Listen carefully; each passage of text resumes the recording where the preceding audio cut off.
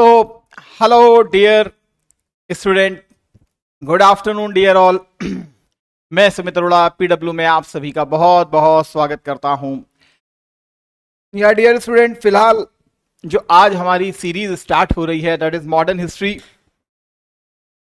देखेंगे फिलहाल modern history को। तो नया टॉपिक, नया जोश।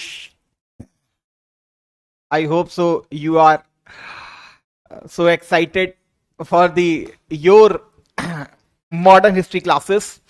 So सभी को भाई बहुत बहुत गुड आफ्टरनून है। अंजलि जी, पूजा मिश्रा जी, शिवेंद्र भाई, सौरभ भाई, जागृति जी, श्रवण कुमार, वैशाली जी, दिव्या साहू जी। देखेंगे फिलहाल हम लोग जरा इसको टॉपिक को लाइट कम कर लीजिए। अच्छा ओके, आई होप सो लाइट तो कम होनी चाहिए।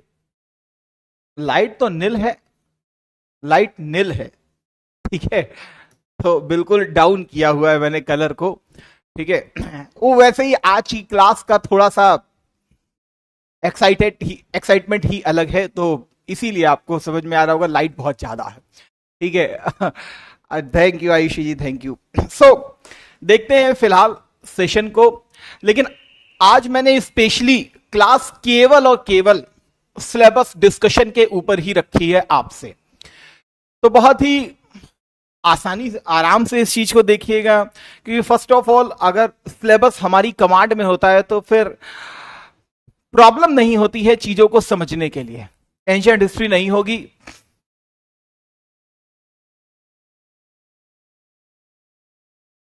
एंशिएंट हिस्ट्री तो जमाना हो गया हुए, आई थिंक तो एंशिएंट तो हो गया होगा, ठीक है। एंशिएंट तो हो ही चुका है। मैंने ही ली थी, मुझे याद है। तभी तो दीपेश सर आए और उन्होंने मिडवेल की क्लास ली और मॉडर्न की क्लास में हम लोग हैं। आपने शायद लेट एडमिशन लिया होगा तो प्लीज जाके देख लीजिए, वहां पे ऑलरेडी एंशिएंट हो चुकी है, ठीक है। तो देखते हैं फिलहाल। तो पाठ्यक्रम चर्चा है, मैंने 2 घंटे इसीलिए स्पेशली इसके ऊपर रखे हैं। देखते हैं कितनी देर लगती है। फर्स्ट ऑफ ऑल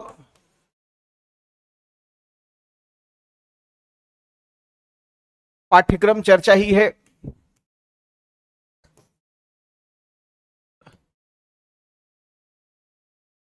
ठीक, तो मैं आपको दिखाता हूं। श्रेया सिंह जी कह रही हैं why are you smiling sir. हंसना ही चाहिए यार, टेंशन दुनिया दे रही है, छोड़ो, कितना टेंशन लेंगे आप भी बताओ। इसीलिए दिमाग को ठंडा रखें और खुश रहें। बाकी संघर्ष तो भगवान राम ने भी यहां पर आकर के किया, प्रभु श्री कृष्ण ने भी यहां करके किया, जिसने भी पृथ्वी पे अवतार लिया है उसने सभी ने संघर्ष किया ही किया है। तो ईश्वर को देख करके समझिए कि संघर्ष जब उनके जीवन में था, उनसे हमें ये सीख मिलती है कि जब ईश्वर ने अपने जीवन में इतना संघर्ष किया तो ऑब्वियस सी बात है कि मानव को भी संघर्ष करना ही होगा, उसमें कोई बात ही नहीं है, ठीक है। तो संघर्ष या रो के करो या हंस के करो, तो ईश्वर से बस प्रार्थना है हमेशा संघर्ष हंस करके करें, वही अच्छा है, ठीक है। पाठ्यक्रम चर्चा को थोड़ा सा हम देखेंगे। फर्स्ट ऑफ ऑल सही बात है, संसार दुखों से भरा है, लेकिन वो भी शाश्वत सत्य नहीं है। बात को समझिएगा इस चीज को। महात्मा बुद्ध ने भी इस चीज को साफ साफ कहा है, यद्यपि आपका संसार दुखों से ही भरा हुआ है, लेकिन दुख भी परिवर्तनशील हैं। याद रखिएगा, बुद्धा की फिलॉसफी ही है, दुख भी परिवर्तनशील है। कोई जरूरी नहीं कि आज दुख है तो कल भी दुख रहेगा, जी नहीं, समय परिवर्तनशील होता है, इसी प्रकार दुख भी परिवर्तनशील होते हैं। आप अपनी मेहनत, अपने कर्म के आधार पर उन दुखों से बाहर निकल सकते हैं। बुद्ध ने भी यही हमें फिलॉसफी सिखाई है, हम भी इसी चीज को समझते हैं। सर कब हुई है एंशिएंट हिस्ट्री? अब आप जाके थोड़ा सा पीछे देख लीजिए कब हुई है, मुझे डेट तो नहीं मालूम एग्जैक्ट, लेकिन आर्ट एंड कल्चर जब मैंने ली थी उससे जस्ट पहले मैंने आपकी एंशिएंट हिस्ट्री ही ली है, ठीक है। इच्छाओं पे कंट्रोल करो और खुश करो, ये भी बात सही है। अब थोड़ी देर के लिए शांत हो जाओ, ठीक है, थोड़ी देर के लिए शांत हो जाओ, ठीक है। तानिया जी बहुत बहुत गुड आफ्टरनून। तो अदिति जी जाके प्लीज देख लीजिए पीछे। आपका जब आर्ट एंड कल्चर मैंने स्टार्ट किया था उससे जस्ट पहले मैंने एंशिएंट हिस्ट्री के ही सेशन लिए थे। जब मैं आर्ट एंड कल्चर मेंस का ले रहा था उस समय हमारे दीपेश सर जो हैं वो आपकी मिडिवल हिस्ट्री को स्टार्ट कर रहे थे, जिनकी अभी भी आप लोग मिडिवल हिस्ट्री को देख रहे हैं, ठीक है। तो वो मिडिवल हिस्ट्री साइमल्टेनियसली उधर आपको कवर कराएंगे, इधर मैं आपको मॉडर्न हिस्ट्री की तरफ ले चलूंगा, ठीक है। यहां पर आपके सामने जो कटिंग रखी हुई है ये आपका यूपी पीसीएस मेंस का सिलेबस है, ठीक है। प्री में सब कुछ आना है एक्सेप्ट हिस्ट्री के। अगर मैं वर्ल्ड हिस्ट्री के पार्ट को काट दूं तो प्री में आपका एंशिएंट हिस्ट्री भी, मिडिवल हिस्ट्री भी, मॉडर्न हिस्ट्री भी, सभी कुछ आना है, ये चीज याद रखिएगा, ठीक है। तो ये आपका फाउंडेशन बैच है, तो कंपैरेटिवली दोनों साथ ही चलेंगे। मैं यहां पे आपके साथ आधुनिक इतिहास की चर्चा करने वाला हूं, ठीक है।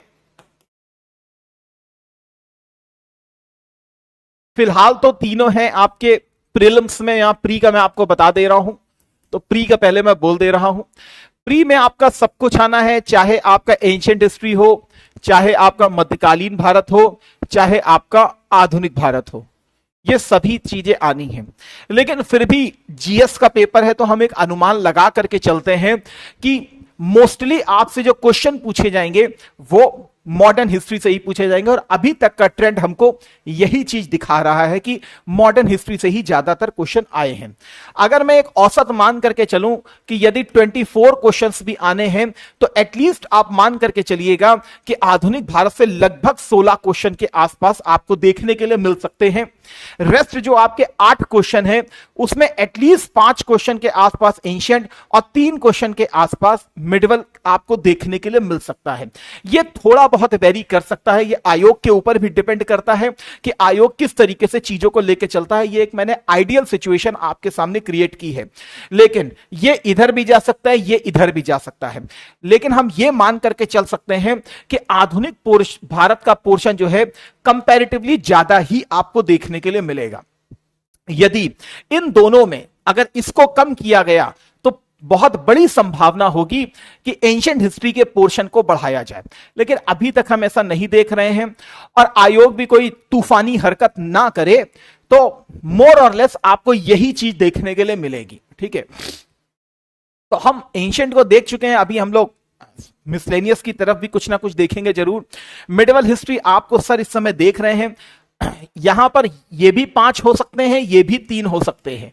ये तो मैं केवल एक गवर्नमेंट के ऑब्जेक्ट के हिसाब से बता रहा हूं कि गवर्नमेंट इस समय राइट विंगिज्म की गवर्नमेंट, दक्षिणपंथी सरकार बैठी है, तो कोशिश यही होगी कि वो अपने तरीके की चीजों को पूछना ज्यादा पसंद करती है। और प्राचीन भारत कहीं ना कहीं हिंदुज्म का एक आदर्श और एक स्वर्णकाल के रूप में भी हमको दिखता है, तो ऑब्वियस सी बात है कि वो मिडिवल हिस्ट्री को बहुत ग्लोरीफाई करने का प्रयास नहीं करेगी। हम ऐसा अपनी धारणा के अनुसार मान करके चलते हैं, ठीक है।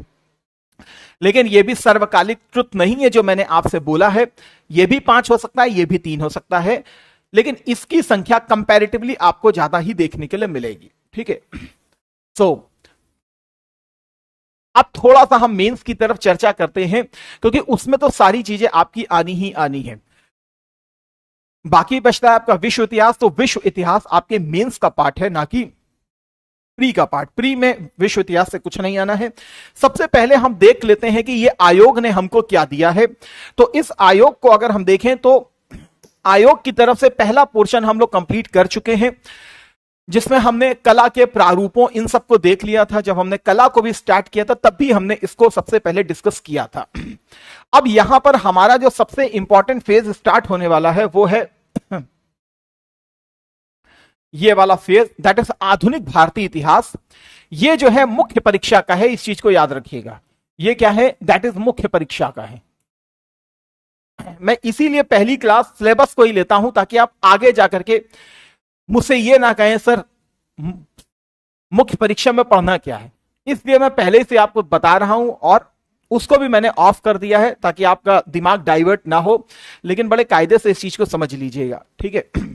तो आधुनिक भारतीय इतिहास 1757 से लेकर 1947 तक की आपसे चर्चा कर रहा है। 1757 में प्लासी का युद्ध हुआ था और 1947 में तुम 2 दिन बाद आजाद हो जाओगे। 2 दिन बाद आजाद हो जाओगे। 1 मिनट प्लीज।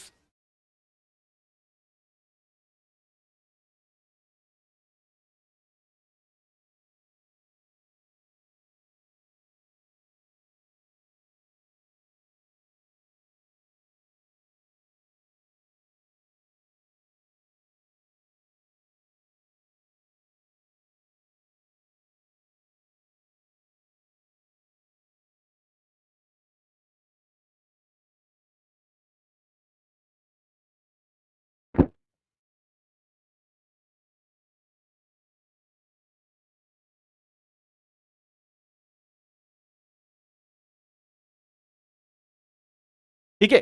सो आधुनिक भारतीय इतिहास 1757 से 1947। अब देखिए 1757 से 1947 के बीच में जा रहा है, मतलब आपका जो मुख्य परीक्षा का पाठ है वो प्लासी के युद्ध से आरंभ होगा और अप टू 1947 तक जाएगा। हमारे सामने यही है। तो मुख्य परीक्षा में आप समझ गए कि आपका जो क्वेश्चन बनने वाला होगा वो प्लासी के युद्ध से लेकर के 1947 के बीच का बनेगा। इससे पहले का आपके मुख्य परीक्षा से संबंधित सवाल बनने का संभावना ना के बराबर है। पहली चीज, इस चीज को दिमाग में रख के चलिएगा, ठीक है, फर्स्ट ऑफ ऑल। सेकंड आता है स्वतंत्रता संग्राम, इसके विभिन्न चरण। तो इसके विभिन्न चरण कौन कौन से होंगे? तो इसके विभिन्न चरणों को हम देखेंगे। खासकर 1857 के बाद विभिन्न चरण हमको देखने के लिए मिलेंगे। जब से इंडियन नेशनल कांग्रेस की प्रॉपरली स्थापना हो जाएगी तब से हम विशेष रूप से देखेंगे इनके कौन से चरण होंगे। और देश के विभिन्न भागों से इसमें अपना योगदान देने वाले महत्वपूर्ण व्यक्ति एवं उनका योगदान।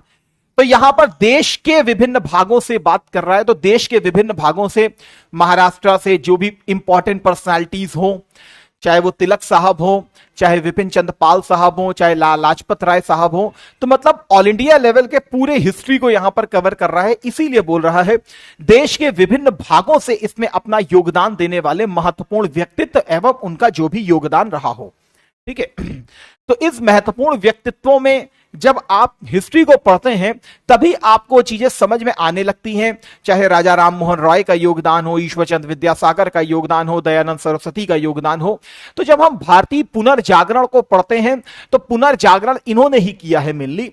चाहे राजा राम मोहन राय हो, चाहे ईश्वरचंद्र विद्यासागर हो, चाहे महादेव गोविंद रानाडे हो, चाहे गोपाल कृष्ण गोखले हो, सर सैयद अहमद खान हो, ये सबकी विचारधाराएं अपने आप आगे की तरफ बढ़ेंगी और इन्हीं विचारधाराओं के आधार पर ही आज भी हमारे आधुनिक भारत की बुनियाद टिकी हुई है। जिस सती प्रथा को हम लोग ग्लोरीफाई करते थे, जिस सती प्रथा को हमने ग्लोरीफाई किया, हाँ, और सती की देवी के रूप में हमने महिलाओं की पूजा भी की, हमने देखा इस चीज को, लेकिन उसी को आज हम एक्सेप्ट नहीं करते हैं। आज हम उसको बिल्कुल एक्सेप्ट नहीं करते हैं। इस चीज को आप याद रखिएगा। उस समय आपने सती की देवी के रूप में पूजा की होगी, आज आप नहीं करेंगे पूजा वूजा। अगर ऐसा है तो आज जिंदा चिता में जला दीजिए महिलाओं को, तो वो हो नहीं सकता ना। तो देखिए नैतिकता भी समय के अनुसार चेंज होती है, याद रखिएगा। ये आपके फोर्थ पेपर की तरफ में गया एक हिसाब से, क्योंकि जब आप फोर्थ पेपर पढ़ोगे तो उसमें एक चीज आप पढ़ोगे, इंग्लिश में उसको कहते हैं मोरालिटी। और डिफरेंस क्या है मोरालिटी और एथिक्स में? हिंदी के शब्दों को बोलते हैं, एथिक्स को हिंदी में बोलते हैं नीति शास्त्र, और मोरालिटी को इंग्लिश में हिंदी में बोलते हैं नैतिकता। समझ रहे हैं? तो एथिक्स नीति शास्त्र होता है और मोरालिटी होती है नैतिकता। तो उस समय सती प्रथा एथिकल हुआ करती होगी, तभी तो हम सती के रूप में उसकी पूजा कर रहे हैं। लेकिन आज वो एथिकल बिल्कुल नहीं है, आज वो नीति शास्त्र का भाग नहीं रह गई। तो समय के अनुसार नैतिकता भी चेंज हो जाती है, नीति शास्त्र भी समय के अनुसार चेंज होता है। पहले लेस्बियन मैरिजेस, गे मैरिजेस या लेस्बियन और गे जो हुआ करते हैं, मतलब जो समान लिंग वालों को पसंद करते हैं, पहले हम उनको महत्व नहीं देते थे, उनके किसी राइट्स को हम एक्सेप्ट नहीं करते थे। लेकिन आज धारा 377 सुप्रीम कोर्ट के द्वारा मोहर लगा दी गई है, इट्स एथिकल, ये एथिकल हो चुका है। तो उस समय वो भले एथिकल नहीं थे, लेकिन आज एथिकल हो चुका है। तो नीति शास्त्र समय के अनुसार चेंज होता है, एग्जाम्पल के रूप में पकड़ के रखिएगा, ठीक है। नैतिकता सर्वकालिक नहीं है, वो भी चेंज हो सकती है, याद रखिएगा। तो वो सर आपसे बात करेंगे। फिलहाल morality plus socialization is equal to ethics होता है। मैंने एक सिंपल सी भाषा में बोला morality plus ethics, morality plus socialization is equal to ethics. मतलब क्या हुआ? मतलब हुआ कि सती प्रथा उस समय एथिकल थी, आज एथिकल नहीं है। ये किसी एक व्यक्ति के प्रयासों से आरंभ हुई थी, जिसको आप राजा राम मोहन रॉय के रूप में जान रहे हो। राजा राम मोहन रॉय ने एकदम से इस मुद्दे को उठाया कि नहीं, सती प्रथा खराब चीज है। तो क्या लगता है आपको, सोसाइटी ने तुरंत उसको एक्सेप्ट कर लिया होगा? जी नहीं, कभी नहीं किया। मंगल पांडे पिक्चर को देखो, और मंगल पांडे पिक्चर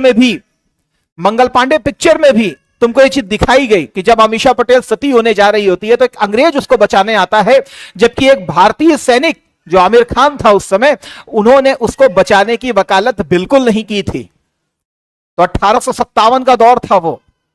और राजा राम मोहन राय तो थोड़ा सा पहले की तरफ हम देखेंगे राजा राम मोहन राय को, क्योंकि राजा राम मोहन राय की तो डेथ ही हो गई थी 1833 अराउंड ब्रिस्टल में।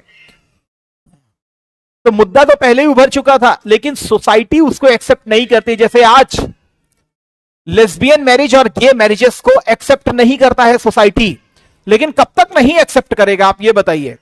आज नहीं करेगा, 10 साल तक नहीं करेगा, 20 साल तक नहीं करेगा, आने वाले 30 साल में कर लेगा। वो भी एथिक्स का पार्ट बन चुका होगा तब तक आते हुए। तो सोसाइटी इतनी जल्दी किसी चीज को एक्सेप्ट करती नहीं है। लेकिन आने वाले 30 साल तक अगर मैं रुकता हूं और 30 साल तक अगर मैं कहता हूं लेस्बियन मैरिज और गे मैरिजेस सोसाइटी में एक नॉर्मल पार्ट बन जाएंगी, तो वो भी एथिक्स का प्रॉपर पार्ट बन चुकी होंगी। क्यों? आज वो मोरालिटी का पार्ट है, कुछ लोग उसको मान्यता दे रहे हैं, लेकिन जब धीरे धीरे समाज उसको एक्सेप्ट करना स्टार्ट कर देगा तो उसका सामाजिकरण हो जाएगा। तो मोरालिटी प्लस सामाजिकरण इज इक्वल टू नीति शास्त्र।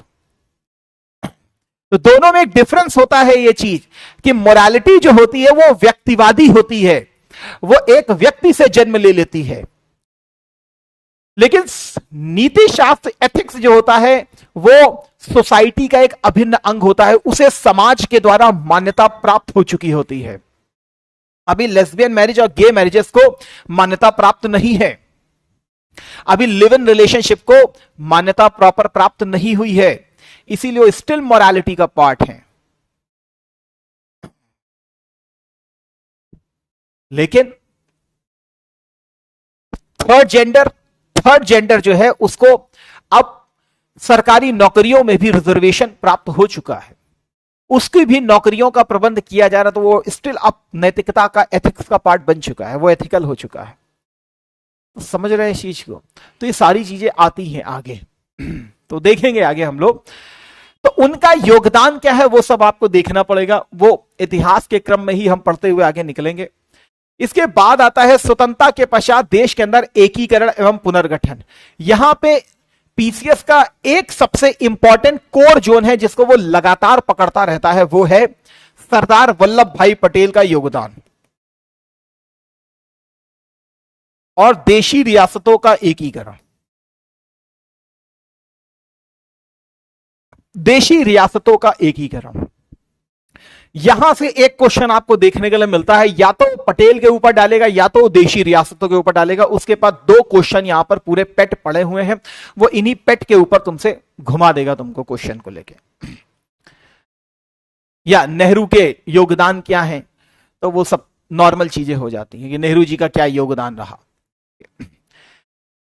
सो ये 3 पार्ट हैं जो तुम्हारे सिलेबस को डेवलप करेंगे मॉडर्न हिस्ट्री को लेकर के। तो ये बेसिकली मॉडर्न हिस्ट्री का तुम्हारा पार्ट बनेंगे।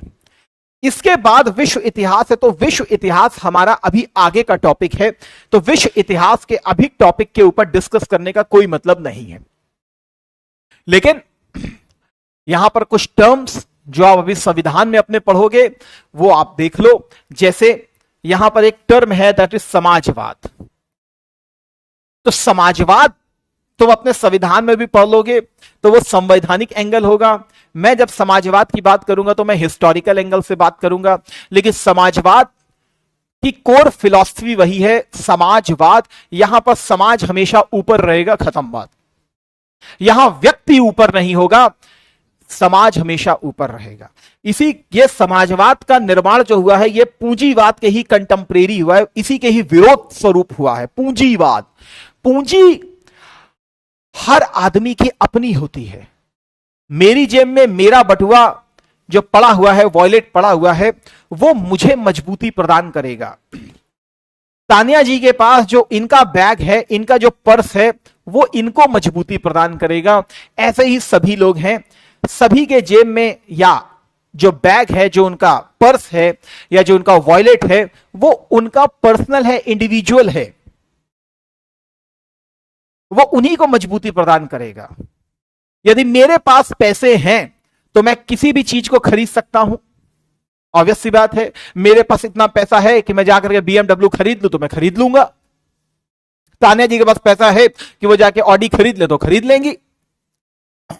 लेकिन कोई ऐसा भी व्यक्ति हो सकता है कि जिसके पास पैसा ना हो सकता है कि वो नॉर्मल कार खरीदे, या हो सकता है वो मोटरसाइकिल ले ले, या हो सकता है वो बाइसिकल ले ले, या हो सकता है उसके पास इतना ही पैसा ना हो। तो पूंजीवाद व्यक्ति को महिमा मंडित करता है, वो व्यक्ति की औकात को दिखाता है कि व्यक्ति के पास पैसा है तो कुछ भी खरीद ले, वो स्वतंत्र है। और पूंजीवाद का सबसे बड़ा उदाहरण दिखाई पड़ेगा आपको अमेरिका। लेकिन समाजवाद तुम्हारे ऊपर और मेरे ऊपर एक बंदिश भी लगा देता है। समझ रहे हो? तुम्हारे ऊपर, मेरे ऊपर एक बंदिश भी लगाता है। अंबानी जी चाहें तो पूरे के पूरे हो सकता है कि लखनऊ को ही खरीद ले। 10% जीडीपी के बराबर अंबानी जी की संपत्ति है। भारत की ओवरऑल जीडीपी का 10% से ज्यादा संपत्ति अंबानी जी के पास है। वो चाहे तो आधे से आधे लखनऊ को ही खरीद ले। खरीद सकते हैं भाई, पैसा है, बोली लगवा रहे हैं, बेचो भाई। क्या खरीद सकते हैं? नहीं खरीद सकते हैं। वाई? क्योंकि आपके संविधान में एक शब्द को यूज कर दिया गया है और वो है समाजवाद।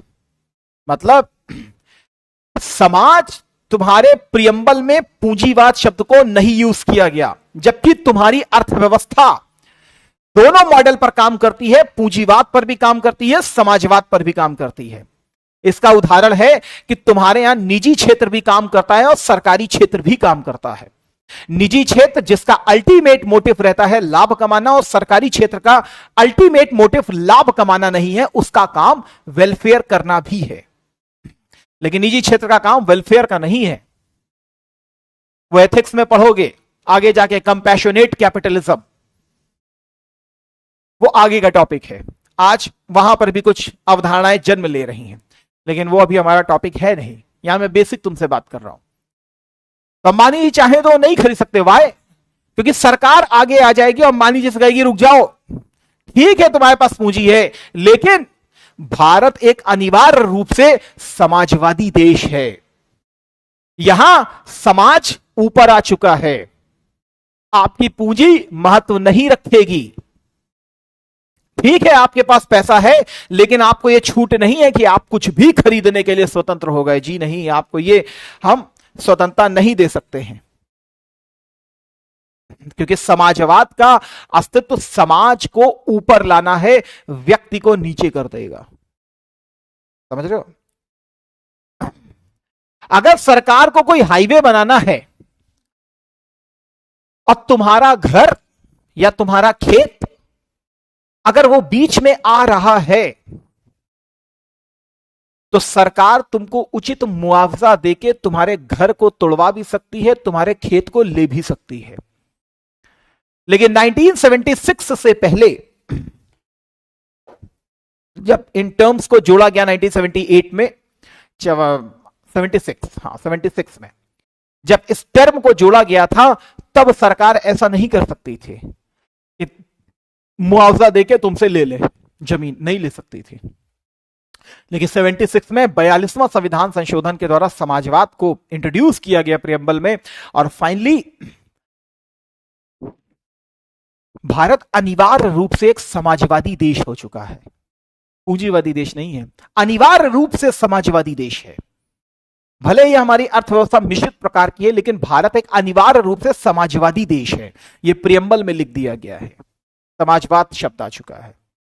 तो व्यक्ति नीचे हो चुका है, समाज ऊपर आ चुका है, समूह ऊपर आ चुका है। याद रखिएगा। तो व्यक्ति के अधिकार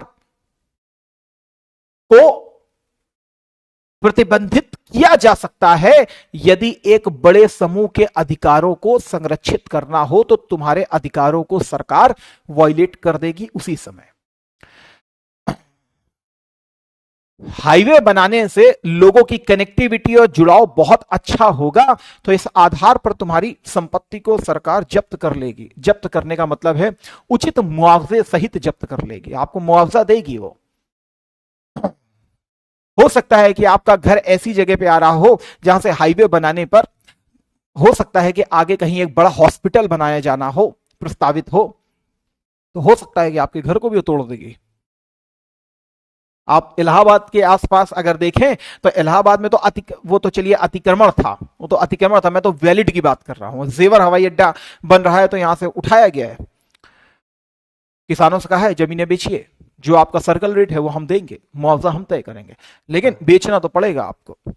अब आप सरकार को कोर्ट में नहीं खींच पाओगे। समाजवाद दूसरी अवधारणा है, हम इसको देखेंगे। पूंजीवाद दूसरी अवधारणा है। साम्यवाद ये बेसिकली इसी से ही निकला हुआ एक तत्व के रूप में हम देखेंगे साम्यवाद को।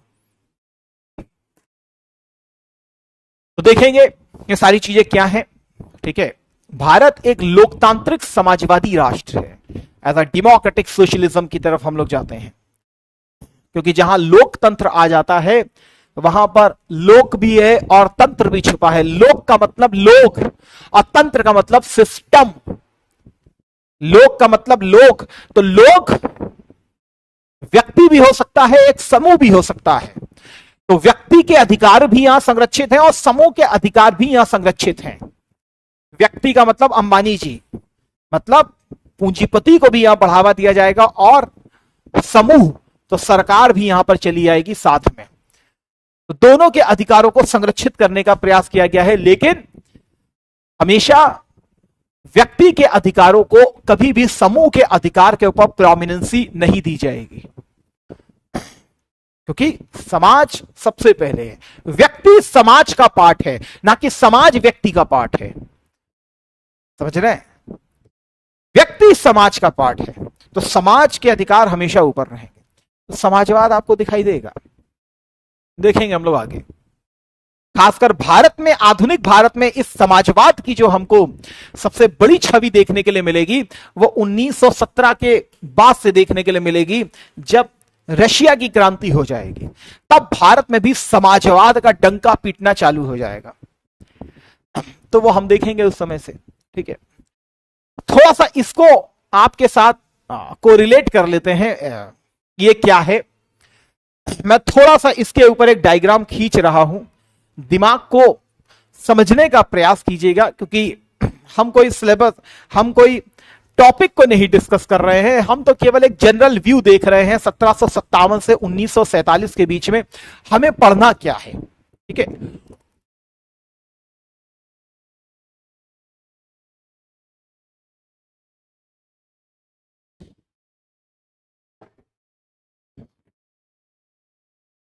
तो मैं एक जनरल ओवरव्यू आपके साथ देखूंगा फ्रॉम 1757 टू फ्रॉम दी, हम देखेंगे फिलहाल arrival of the European companies से।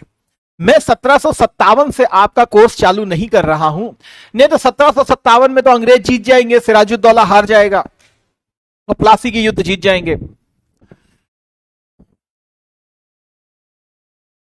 लेकिन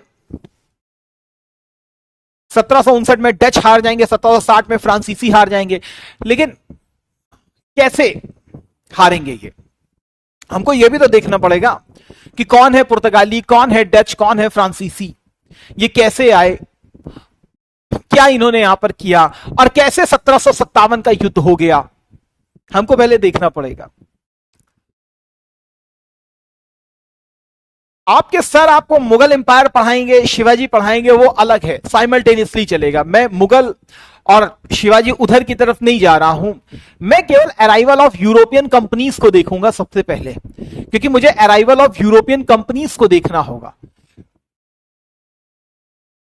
उसमें बीच बीच में मैं आपसे चर्चा करूंगा इनके मुगलों के साथ कैसे रिलेशंस थे, या इन्होंने क्या किया क्या नहीं किया, जो मेरे मतलब का है उसको मैं देखूंगा आपके साथ।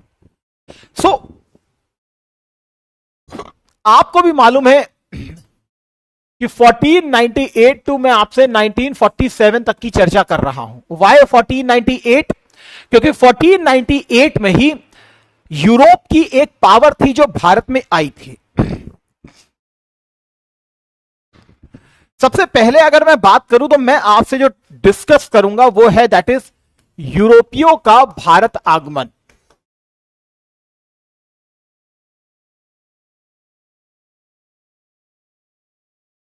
तो आपको मालूम है कि कौन कौन आया? पुर्तगाली आए, पोर्तुगीज आए, डच आए, अंग्रेज आए, डेन आए, फ्रांसीसी आए, यही पावर आई 1498 अराउंड। पुर्तगीज 1605, डच, अंग्रेज आए 1608, 1616 डेन, 1664 फ्रांसीसी, यही तो आए। कायदे से समझिएगा बात को, क्योंकि तुम्हारा सिलेबस भी इसी तरीके से खिंच जाएगा। आखिर इन सारी पावर्स को अगर आप देखोगे, ये सारी पावर है कहां की? सर यूरोप की है। तो सभी एक दूसरे के भाई बंधु ही तो हुए, ऑब्वियस सी बात है। सभी एक दूसरे के भाई बंधु तो हैं। अब बिल्कुल सही बात है, सभी भाई बंधु हैं। अब ये यहां आए तो करने क्या आए थे? व्यापार करने। ठीक है, व्यापार करने आए थे, मान लिया आपकी बात। अच्छा, तुम्हारे यहां राज किसने किया इन पांचों में? पर किया तो पांचों ने है। सबसे प्रमुख राज किसने किया? सर अंग्रेजों ने, ब्रिटिशर्स ने। यही तो कहोगे ना, सबसे प्रमुख राज किसने किया था? ब्रिटिशर्स ने ही तो किया था। तो इसका मतलब इन्होंने तो तुम्हारे यहां राज किया था। सर बिल्कुल इन्होंने राज किया था। तो इसका मतलब मैं यह कह सकता हूं कि यूरोपियों का भारत आगमन हुआ एवं उनके मध्य प्रतिद्वंदिता, द्वंदिता, यही तो मैं लिखूंगा कि पहले इन कंपनियों का आगमन हुआ और उनके बीच में प्रतिद्वंदिता हुई। पुर्तगाली अंग्रेजों से भी लड़े हैं, अंग्रेज डचों से भी लड़े हैं, फ्रांसीसियों से भी लड़े हैं, सभी से लड़े हैं भाई ये लोग।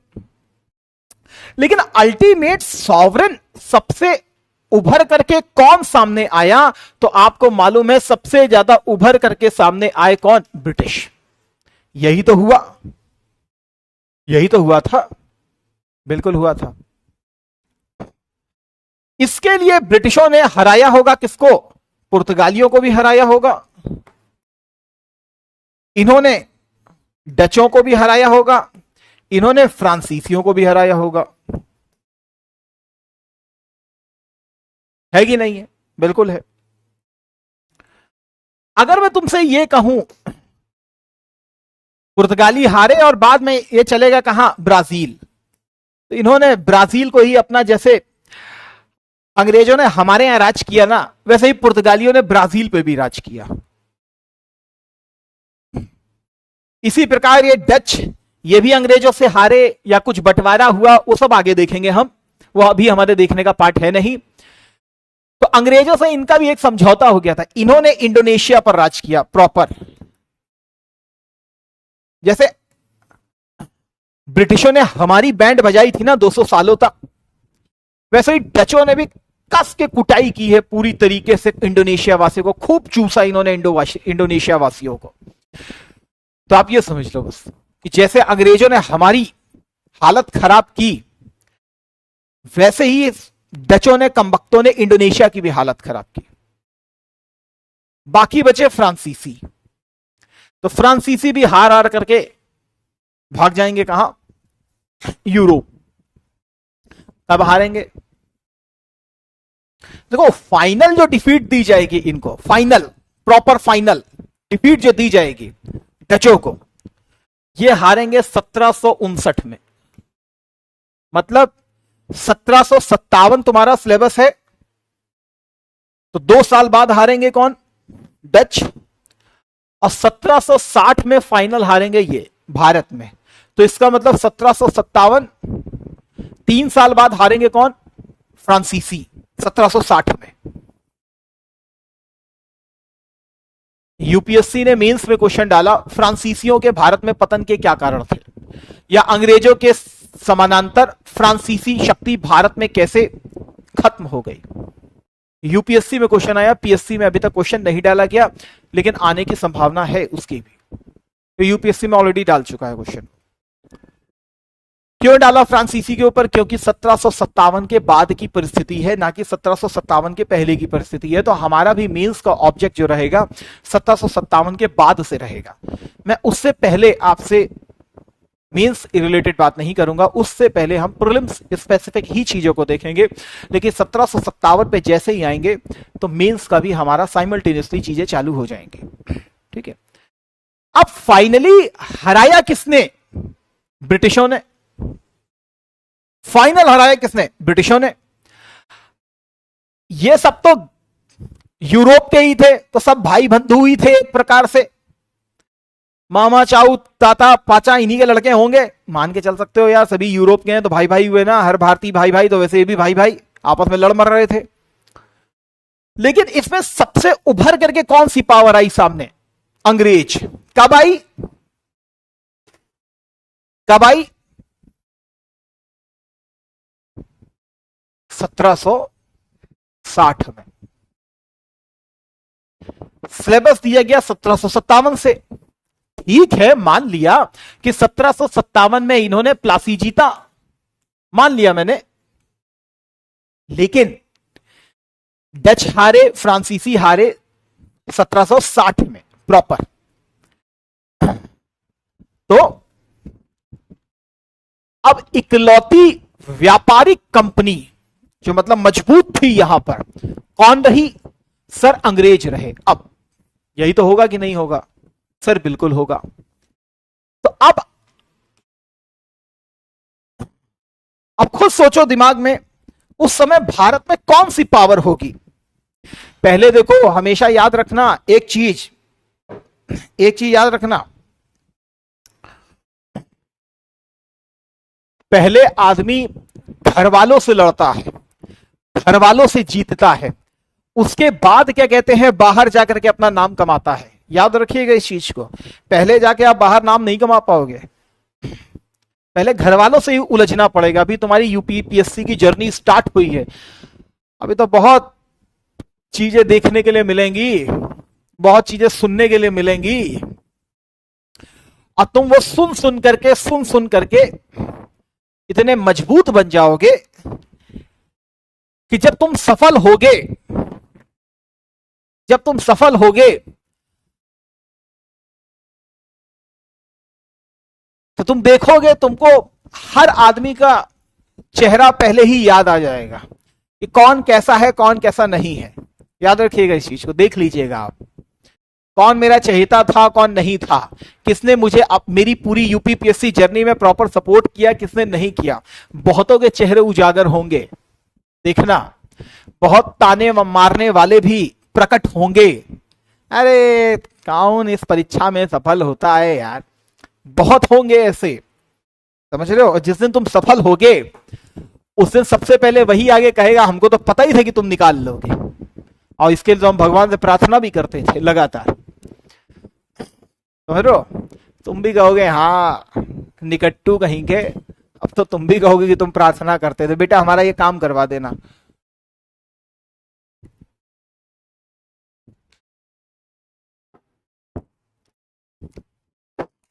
सो ब्रिटिशर्स जीत गए as a sovereign emerging power के रूप में। ये लोग तुमको अब यहां पर दिखाई देंगे, समझ रहे हो सर? बिल्कुल। इसके बाद अगर तुमको जरा सा भी इतिहास का ज्ञान होगा तो मुझे तुम केवल एक चीज बताओ, तुमने पानीपत का नाम तो सुना होगा यार।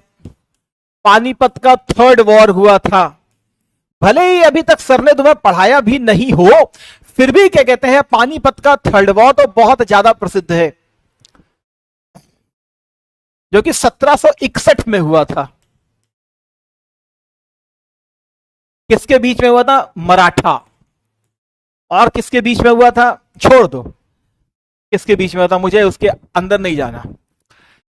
लेकिन ये तुम जानते होगे कि मराठा पावर इसमें हार गई थी, शायद याद हो तुमको,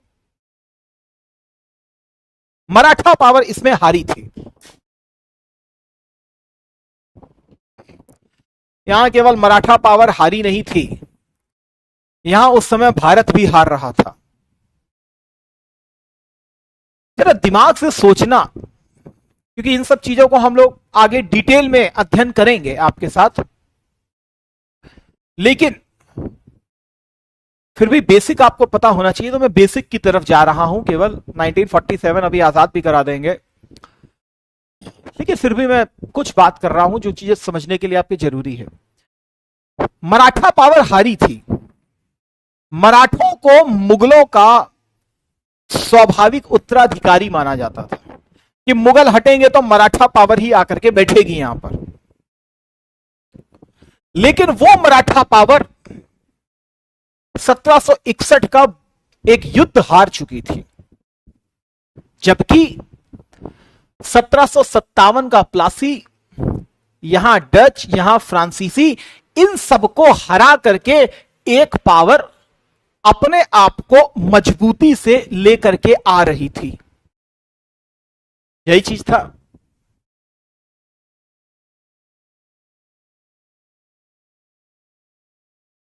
तो जिसको स्वाभाविक उत्तराधिकारी मान रहे थे 1761 में कि ये मुगलों के बाद यही भारत का नेतृत्व करेगी, और वो हार गई। जबकि एक व्यापारिक कंपनी के रूप में छोटी सी कंपनी जो यहां पर आई थी, वो हर युद्ध को जीत रही थी। उसने प्लासी में सिराजुद्दौला को हराया और बंगाल पे कहीं ना कहीं कंट्रोल किया। उसने डच पावर को हराया, उसने फ्रांसीसियों को यहां से हराया और कहीं ना कहीं अपने आप को भारत में मजबूत किया। और इसी के बाद एक सबसे बड़ी बैटल हुई भारतीय इतिहास की, जिसे बोला गया बैटल ऑफ बक्सर। और इस बैटल ऑफ बक्सर ने पूरी भारत की नियति को ही चेंज करके रख दिया वहीं पर। प्लासी का युद्ध कोई युद्ध नहीं माना जाता है, प्लासी का युद्ध एक धोखा भी माना जाता है। हमने कॉमिक्स में पढ़ा है इन सब चीजों को।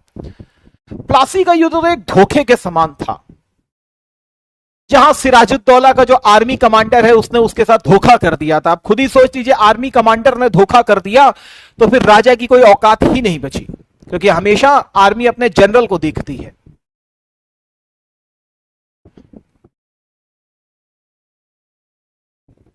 लेकिन 1764 का युद्ध धोखा नहीं था, वहां पर पावर शो की गई थी।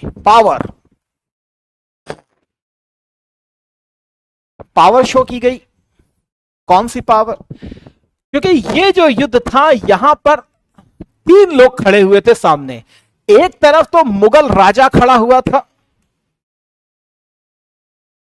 दूसरी तरफ अवध का नवाब खड़ा हुआ था, और तीसरा था तुम्हारा बंगाल का नवाब, जिसका नाम था मीर कासिम। ये 3 थे। और एक तरफ ब्रिटिश कंपनी खड़ी हुई थी हेक्टर मुनरो के नेतृत्व में। तो हम देखेंगे, केवल ब्रिटिश ही लिख लें, अभी नाम हम की जरूरत नहीं है। और ये पावर हार गई थी और ये पावर जीत गई थी। तो यार, सबसे पहले अपने इंसान को अगर जीतना है पूरे जग को, तो सबसे पहले अपने घर को जीते, फिर बाहर जीते जा करके। अगर कोई समाज सुधार करना है तो पहले अपने घर में सुधार कर लेना, उसके बाद समाज में जाना सुधार करने के लिए। अंग्रेजों ने इसी मुहिम पर चले थे। अंग्रेजों ने कहा कि अगर भारत पे कब्जा करना है और भारत को डोमिनेट करना है, तो पहले अपने घर वालों को ठिकाने लगा दो, किनारे कर दो पूरी तरीके से। तो इनको पूरी तरीके से किनारे करके अब वो आए हैं समाज में, मतलब अब वो बाहर निकले हैं कि बाहर में कौन गुंडा है, जरा उसको निपटा जाए, इनको समझाया जाए, इनके ऊपर अपनी डोमिनेंस को स्थापित किया जाए। तो अब वो भारत को देखने का प्रयास करेंगे। ठीक है, अब वो भारतीयों को देखने का यहां पर प्रयास करेंगे। ठीक, तो यहां पर कोई हारने वाली पावर सिराजुद्दौला नहीं थी कि 2 घंटे के युद्ध में वो हट गया और वहां से निकल गया बैटलफील्ड से। यहां पर हारने वाली पावर भारत का मुगल राजा था। मुगल राजा वो हारा था। किससे हारा था? एक व्यापारिक कंपनी से हारा था। मुगल राजा को सरेंडर करवा दिया गया पूरी तरीके से, पेंशन दे करके इलाहाबाद में बंद करके रख दिया गया, बैठे रहना वहीं पर। यह औकात हो गई थी इस समय अंग्रेजों की। अब अंग्रेजों का ऑब्जेक्ट क्या था कि हम यह देखें कि भारत में कौन सी मेजर पावर इस समय बैठी हुई है। भारत में इस समय मेजर पावर कौन सी बैठी हुई है, उनको देखना था कि सर्व प्रमुख शक्तियां भारत की कौन सी हैं। अंग्रेज ये देखना चाहते थे कब? 1764 के बाद। देखा उन्होंने कि भारत में हमें निपटना किससे है, क्योंकि 1764 में मुगल को तो निपटा दिया, मुगल का काम खत्म, लेकिन अभी भी मराठा हारे जरूर थे 1761 को, लेकिन अभी भी मराठा एक मजबूत पावर मानी जाती थी, ऐसा नहीं कि नहीं मानी जाती थी। तो अभी भी मराठा एक मजबूत पावर के रूप में मौजूद थे। मराठों के साथ इस समय, पिक्चर देखी बाजीराव मस्तानी, या दो चार पिक्चरें जरा देख लेना ठीक से, ठीक है। आज सिलेबस पढ़ा रहा हूं, आराम से 15 अगस्त तक का तुम्हारे पास समय है, आराम से मस्त 2 4 5 पिक्चरें निपटा देना। एक तो बाजीराव मस्तानी जरूर निपटाना, ठीक है। लगान मूवी बहुत कायदे से देखना, और भगत सिंह ये सब तो चलो आगे भी देख लोगे। मंगल पांडे जरा ठीक से देख लेना, ज्यादा हो मदर इंडिया को भी देख लेना। ये कुछ पिक्चरें हैं जरा देख लेना, मैंडेटरी हैं, ठीक है, चीजों को समझ जाओगे। और जब गांधी आंधी के फेज में आएंगे तो गांधी की पिक्चर जरूर देख लेना, तो अपने आप चीजें समझ में आ जाएंगी, रटने अटने की जरूरत है नहीं है यार, ठीक है। तो मराठा भी मेजर पावर के रूप में है। मैसूर हैदर अली एक मेजर पावर के रूप में है। इसके बाद हम देखेंगे, ठीक है ये मेजर पावर तो नहीं है, लेकिन हां ठीक है एक पावर है, हैदराबाद का निजाम। बाजीराव मस्तानी में देखा होगा तुमने, वो गया था ना बाजीराव मिलने के लिए निजाम से।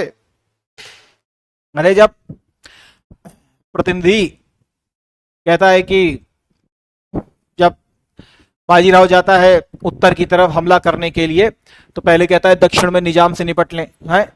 तो फिर उसका जो सेनापति होता है वो क्या कहता है, निजाम के पास 20,000 की सेना है। तो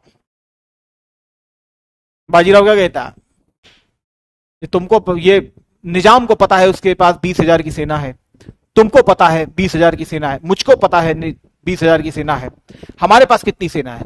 उसने कहा हमारे पास 5-10 हजार। उसने कहा ये किसको पता है? उसने कहा ये हमको पता है, और बस ये निजाम को नहीं पता है, बस ठीक है अब चलो। तो जाता है मिलने के निजाम से, तो निजाम खड़ा, निजाम बैठा रहता है, रजा मुराद साहब बने हैं उसमें निजाम, वो हैदराबाद के ही हैं, ठीक है। अब वो हैदराबाद का निजाम जो है स्वागत करता, आइए आइए बाजीराव आइए। शिवाजी राजे और शंभा राजे के बाद यदि मराठवाड़ा में कोई है तो वो केवल बाजे ही बाजे है, और बाकी तो सब। तो वो भी कहता है हाँ हाँ हमें भी पता है निजाम साहब, दक्कन में यदि कोई है तो वो केवल निजाम ही निजाम है, बाकी तो सब बिना गुठलियों के आम है। हुआ था कि नहीं हुआ था संवाद? वही निजाम की बात हो रही, यही हैदराबाद का निजाम है। देखेंगे इस निजाम को भी। ये अभी मेजर पावर के रूप में है, और उत्तर में अगर देखें तो सिख एक मेजर पावर के रूप में अभी हैं, मजबूत पावर्स बैठी हैं। तो भारत पर इतना आसान नहीं है अटैक करना। अंग्रेज चाहते तो ये बक्सर के युद्ध में जब हराया था मुगल राजा को, तो मुगल राजा को हरा तो दिया ही था, सीधे जाते दिल्ली के ऊपर बैठ जाते, आगे कब्जा कर लेते। आखिर ऑब्जेक्ट क्या था? दिल्ली। देखो जाके बाजीराव मस्तानी, पहली पिक्चर में तुमको ये चीज दिखाई गई है, शस्त्र चलाकर शास्त्र का परिचय दो, यही तो बोला।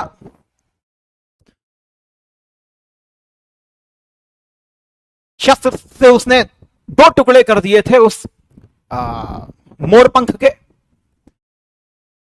और शास्त्र का परिचय देते हुए क्या कहता है, ये मोरपंख है, दैट इज मुगल।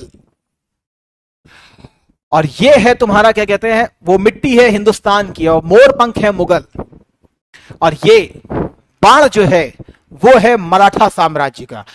बड़े से बड़े साम्राज्य की जड़ पर वार करो तो धड़धड़ा करके पूरा का पूरा पेड़ नीचे गिर जाता है। और मराठों के अंदर यह शक्ति है कि वो दिल्ली के ऊपर कब्जा कर सकते हैं। तो दिल्ली तो हॉटस्पॉट था, कर लेते अंग्रेज कब्जा, नहीं किया। क्यों नहीं किया? दिमाग था इसलिए नहीं किया। दिमाग ना होता तो हमारे ऊपर खाक राज करते आज। हमारे अंदर दिमाग नहीं था, सॉरी टू से, बट नहीं था, खाली था हमारा दिमाग। होता तो कब्जा कर लेने देते क्या? सोने की चिड़िया से हम बर्बाद हो गए। तो क्यों बर्बाद हो गए? क्योंकि हमारे अंदर वो एबिलिटी थी ही नहीं। डार्विन के कॉन्सेप्ट को समझिए, बायोलॉजी में दे गया डार्विन का कॉन्सेप्ट। समय के हिसाब से चलिए, वरना आप भी फिनिश कर दिए जाओगे। तो समय के अनुसार ही अपनी गति को बढ़ाइए, समझ रहे हैं? आप साल भर पढ़ते हो जाके बीए में, और यहां पर मुश्किल से 30, 35, 40 क्लासों में खत्म मॉडर्न हिस्ट्री। उसके बावजूद तुम यहां पे प्रकांड पंडित बन जाते हो, वहां साल भर पढ़ने के बावजूद तुमको कुछ नहीं पता। समझ रहे हो?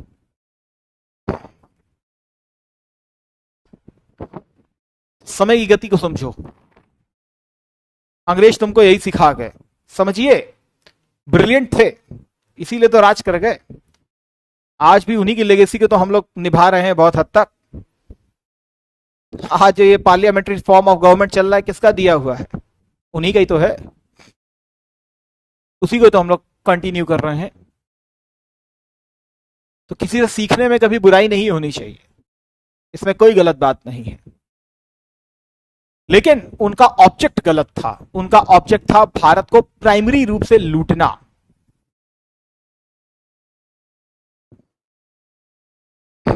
तो देखेंगे उस चीज को।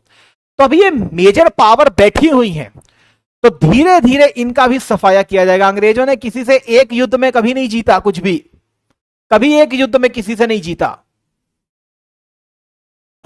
मराठों को 3 युद्ध में पूरी तरीके से खत्म किया, मैसूर को 4 युद्धों में पूरी तरीके से खत्म किया।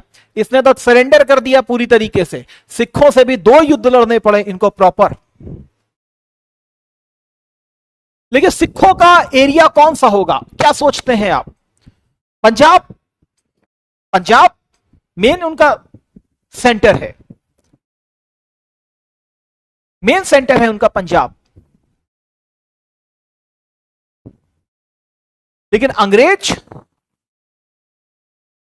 सबसे पहले हराएंगे किसको? मैसूर को, फिर इसको, फिर इनको।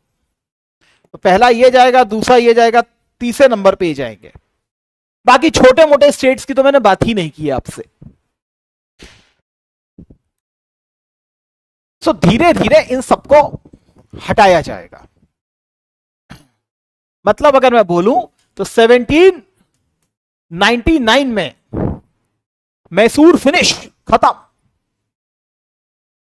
कायदे से 1818 में मराठा फिनिश। दोनों का एरिया समझ में आ रहा है आपको? मैसूर कहां होगा? आज का कर्नाटक मान लो, खत्म। मराठा उसके ऊपर, मराठवाड़ा रीजन पूरा खत्म, अंग्रेजों के हाथ में। हैदराबाद वैसे सरेंडर कर चुका, उसकी औकात ही नहीं होगी कभी लड़ाई लेने की। तो ये पूरा इलाका गया, इधर ले लो पूरा इलाका, ये भी गया, ये हैदराबाद सब खत्म। ये हैदराबाद का इलाका हो गया, ये मराठा का इलाका हो गया, मैसूर का इलाका हो गया। अभी हम मान लेते हैं ये चीज। और ये बंगाल का इलाका तो है ही अंग्रेजों के पास, इसको तो तुम इनकार कर ही नहीं सकते हो। बचता है सिख। तो सिख यहां कहीं है, ये पंजाब का इलाका है। एक चीज बहुत गंभीरता से मेरी सुनना, जितनी भी यूरोप की पावर आएंगी हमारे यहां, चाहे पुर्तगाली हो, चाहे डच हो, चाहे फ्रांसीसी हो, चाहे अंग्रेज हो, जितनी भी पावर आएंगी, इनकी नेवी सबसे सुप्रीम है। ये याद रखिएगा। ये लैंड की पावर नहीं है, ये स्थल की इतनी मजबूत पावर नहीं है जितना ये पावर है इस पानी की। इसीलिए अंग्रेजों ने 1764 में सीधे दिल्ली पे कब्जा नहीं किया, बल्कि उन्होंने कहा रहने दो, जाने दो दिल्ली, दिल्ली अभी नहीं पकड़ना हमें। वो आए, घूम करके कहा, पहले इनको कब्जा किया, मैसूर को, फिर मराठों को, फिर धीरे से ऊपर गए हैं कहां पर, पंजाब में। पंजाब को 1849 में पूरी तरीके से वो कब्जा करेंगे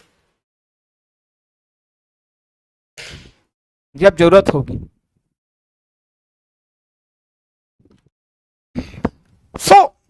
सबसे पहले भाई बंधु सारे आए, सबसे पहले भाई बंधु सारे आए और इन्हीं भाई बंधुओं में आपसी लड़ाई हुई जो 1760 तक आके फिनिश हो गई। 1760 के बाद अंग्रेजों ने भारतीय पावर्स को देखना स्टार्ट किया कि भारतीय पावर्स में क्या ताकत है, जरा देखा जाए। तो सबसे पहले वो भिड़े किससे, मैसूर से, और भिड़े किससे, मराठों से, और धीरे से इनको डाउन कर दिया। जैसे मराठों का इलाका महाराष्ट्र का है, इनका इलाका आज का कर्नाटक हम मान लें, तो वैसे ही अंग्रेज भी 1764 में इस पूरे इलाके को जीत चुके थे, जिसे तुम बंगाल के नाम से जानते हो, जीत चुके थे यहां पर।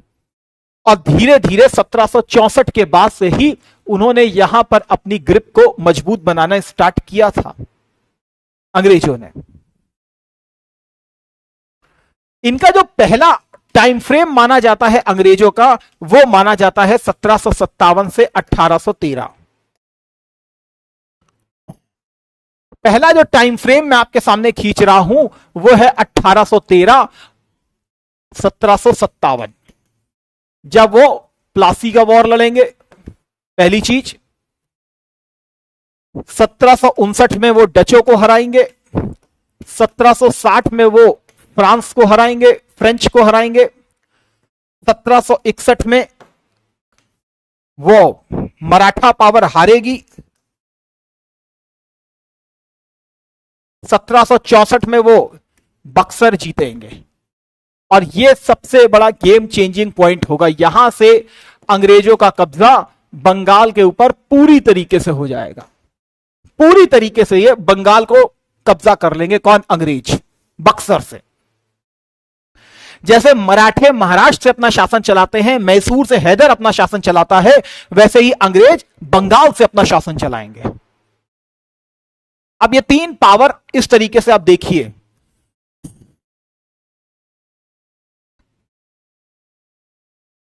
यहां पर अंग्रेज आ गए, यहां पर मराठा आ गए, यहां पर मैसूर आ गया।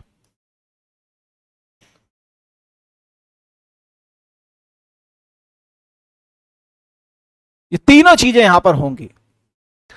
और 1764 के बाद ही डिस्टर्बेंस चालू हो जाएगी। कब होगी? तो मैं यहां पे आपके सामने नाम लिख दे रहा हूं, अभी केवल ओवरव्यू हम देख रहे हैं, अभी तो बहुत डिटेल्ड स्टडी है, ठीक है। लेकिन ओवरव्यू को हल्के में मत लीजिएगा, इधर उधर बैठ करके चाय पानी मत कीजिएगा, फोकस रखिएगा। जितने कायदे से फोकस रहेगा, आगे की सीढ़ी उतनी मजबूत हो जाएगी। अदरवाइज बहुत सारी चीजें फिर ऊपर से निकलना स्टार्ट होती हैं, तो पिलर को बहुत मजबूत रखिएगा, ठीक है। जितना समझ में आए उतना समझने का प्रयास कीजिए, लेकिन ट्राई, समझ रहे हो, कम से कम नाम को ही सुनने का प्रयास करो, कम से कम इतना ही जानने का प्रयास करो 1757 से 1813 का कोई फेज है बीच में, वो क्या फेज है वो सब आगे की दौर की बात है, ठीक है। अब यहां से देखिएगा 1764, बंगाल सबसे अमीर प्रांत है, हल्का प्रांत नहीं है, सबसे अमीर प्रांत है वो। सबसे पहले मैं यहां पर केवल डेट लिखूंगा बस, मैं इससे ज्यादा और कुछ नहीं लिखूंगा। पहला युद्ध होगा फर्स्ट आंग्ल मैसूर, मतलब ब्रिटिशों और मैसूर का युद्ध होगा 1767 से 1769। दूसरा जो होगा वो होगा 1780 से 1784। तीसरा जो होगा वो होगा 1790 से 1792, और चौथा जो होगा वो होगा 1799 में। देख रहे हो, 64 में जैसे ही बंगाल जीता, अंग्रेजों ने दिल्ली कब्जा नहीं किया, उन्होंने कहा मैसूर को पहले पटको, क्यों पटको? आएंगे, कुछ कारण होंगे, मसाले का भी कारण होगा, फ्रांसीसी का भी कारण होगा, लेकिन अभी हम डेप्थ में नहीं जा सकते। लेकिन तुरंत आकर के लड़ लिया 1767 से 69 के बीच में, रुके नहीं अंग्रेज। उसी प्रकार आगे मराठा पावर भी आएगी, और मराठा पावर से भी पहला युद्ध जो होगा वो होगा 1775 से लेकर 1782।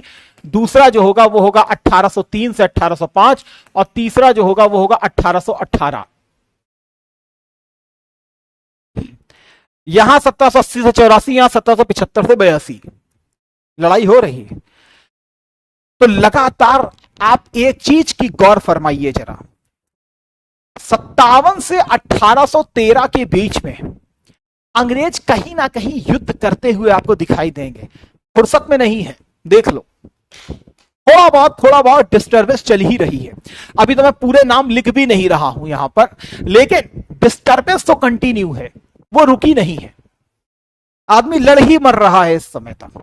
बल्कि सही बात करें तो 1776 से लेकर 1783 तक तुम्हारा first war of American independence भी चालू हो जाएगा, वो भी तुम्हारे सिलेबस का पार्ट है।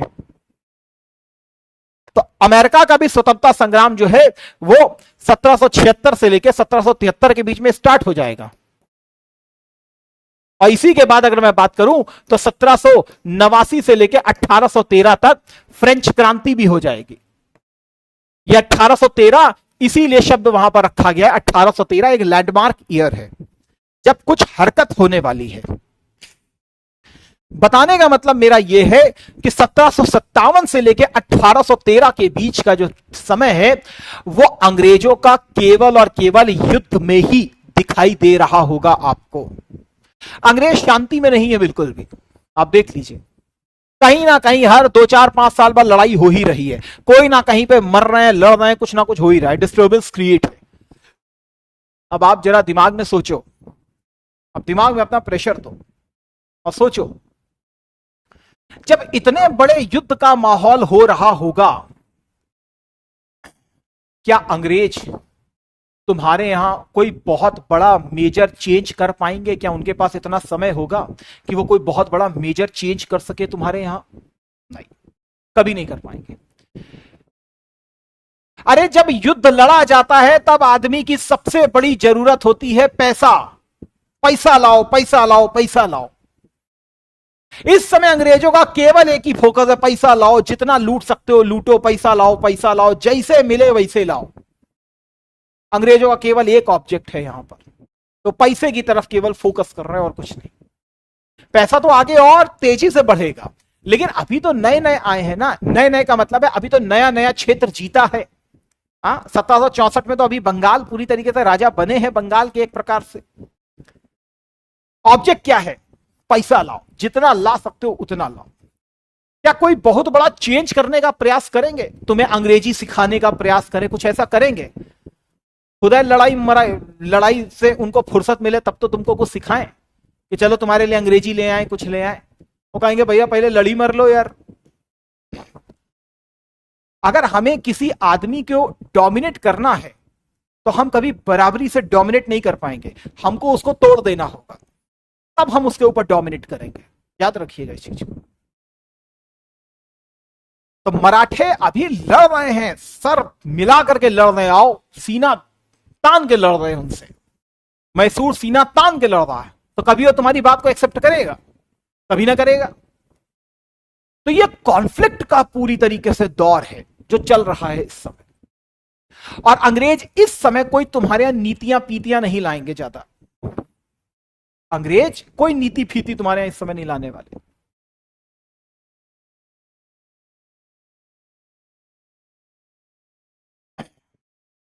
सो यहां पर इनकी इसी तरीके से लड़ाई सब चलती रहेगी। और जो परंपरागत चीजें पहले से ही लागू थी, तुम्हारे यहां राजस्व का सबसे बड़ा स्रोत क्या हुआ करता था? एग्रीकल्चर। आओ क्या हुआ करता था? अरे कृषि ही सबसे बड़ा सोर्स थी इनकम का। और क्या हुआ करता था? मुगलों के यहां क्या व्यापार चल रहे थे क्या? बहुत बड़े व्यापार तो चलते थे, ऐसा नहीं कि नहीं चलते थे, लेकिन प्राइम सोर्स क्या है रेवेन्यू का? एग्रीकल्चर। प्राचीन भारत में क्या? एग्रीकल्चर। मेन सोर्स वही है। तभी तो तुम पढ़ के आओगे अलाउद्दीन मोहम्मद बिन तुगलक को उसने 50% टैक्स कर दिया था एग्रीकल्चर के ऊपर, उसके अलावा घरी कर, चरी कर, ये सब भी लगा दिए थे। तो प्राइम सोर्स तो एग्रीकल्चर ही था हमारे यहां। अंग्रेजों के समय में भी एग्रीकल्चर ही था प्राइम सोर्स, लेकिन अंग्रेजों ने बस हमारे जो पहले एग्रीकल्चर सिस्टम चल रहा था उसमें हम टैक्स को थोड़ा सा ऐसे लेते थे कि किसान के ऊपर बहुत भार ना पड़े। इन्होंने बैंड बजा दी किसान की, कहा 90% टैक्स ले लो, 95% टैक्स ले लो। 100 रुपए की इनकम है, 95 रुपए तुम उसी को दे दोगे तो बचेगा क्या तुम्हारे ऊपर? वो 5 रुपए भी नहीं बचेंगे, वो भी जमींदार अमीदार खा जाएंगे, तुम्हारे पास ले दे करके 1-2 पाई बचेगी, उसी जीवन गुजर कर लो। तो यहां पे तुमको वही दौर देखने के लिए सारा मिलेगा। लेकिन जैसे मराठे महाराष्ट्र में अपना डोमिनेंस कर रहे हैं, ये बंगाल में भी तो करेंगे कि नहीं करेंगे? सोचो दिमाग से।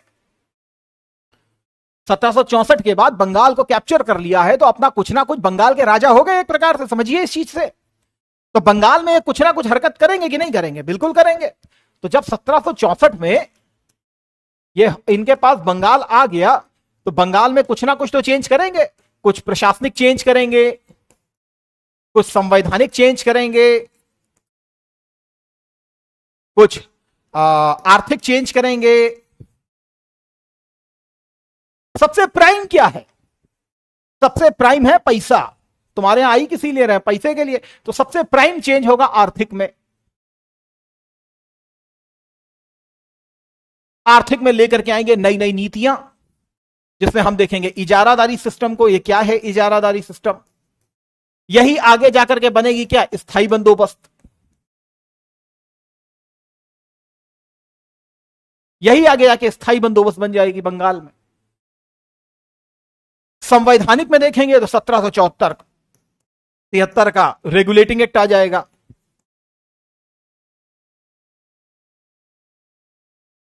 तो ये सारी चीजें देख। अब रेगुलेटिंग का मतलब क्या? रेगुलेट करना। अरे ब्रिटिश कंपनी है क्या? एक निजी कंपनी है, व्यापारिक कंपनी है। तो क्या आज हम क्या व्यापारिक कंपनी को रेगुलेट नहीं करती क्या भारत सरकार? आप खुद सोचिए, सरकार तो रेगुलेट करती है ना, ये भी रेगुलेट करेंगे इसको, देखेंगे। और समय समय पर रेगुलेट करेंगे।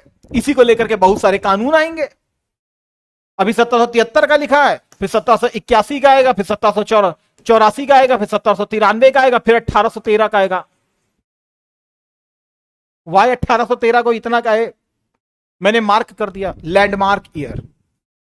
वो लैंडमार्क ईयर है, इसीलिए उसको बार बार फोकस किया जा रहा है, क्योंकि पहला फेज 57 से 13 का, 13 के बाद दूसरा फेज चालू हो जाएगा।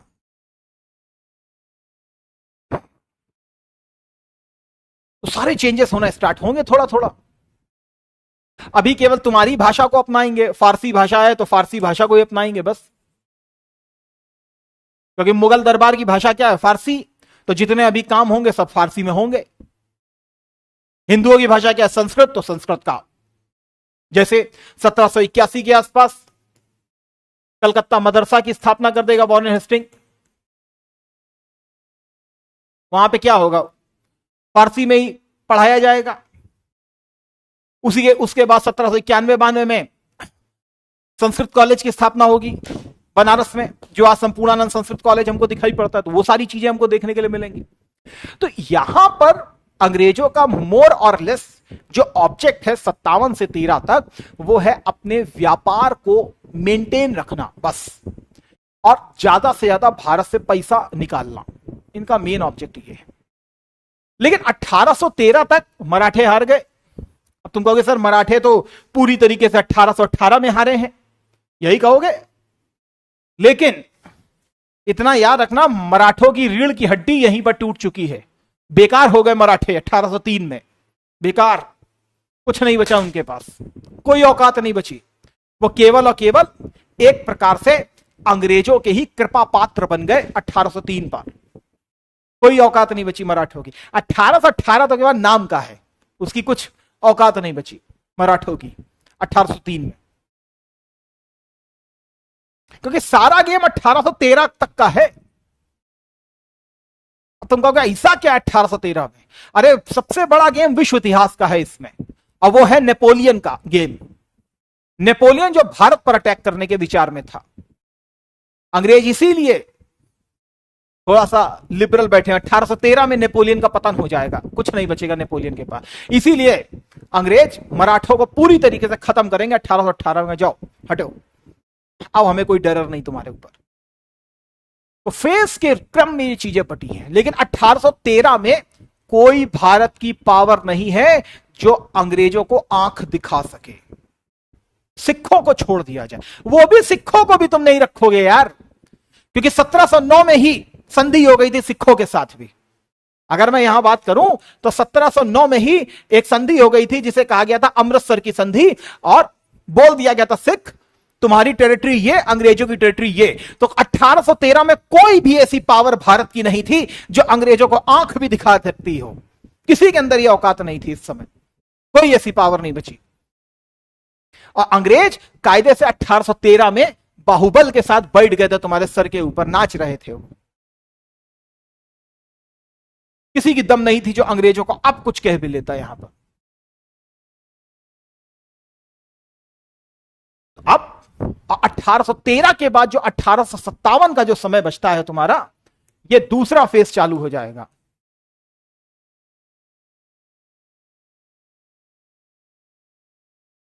और इसको कहते हैं औद्योगिक चरण। औद्योगिक चरण 13 में ऐसा क्या है? 13 में अंग्रेजों ने कहा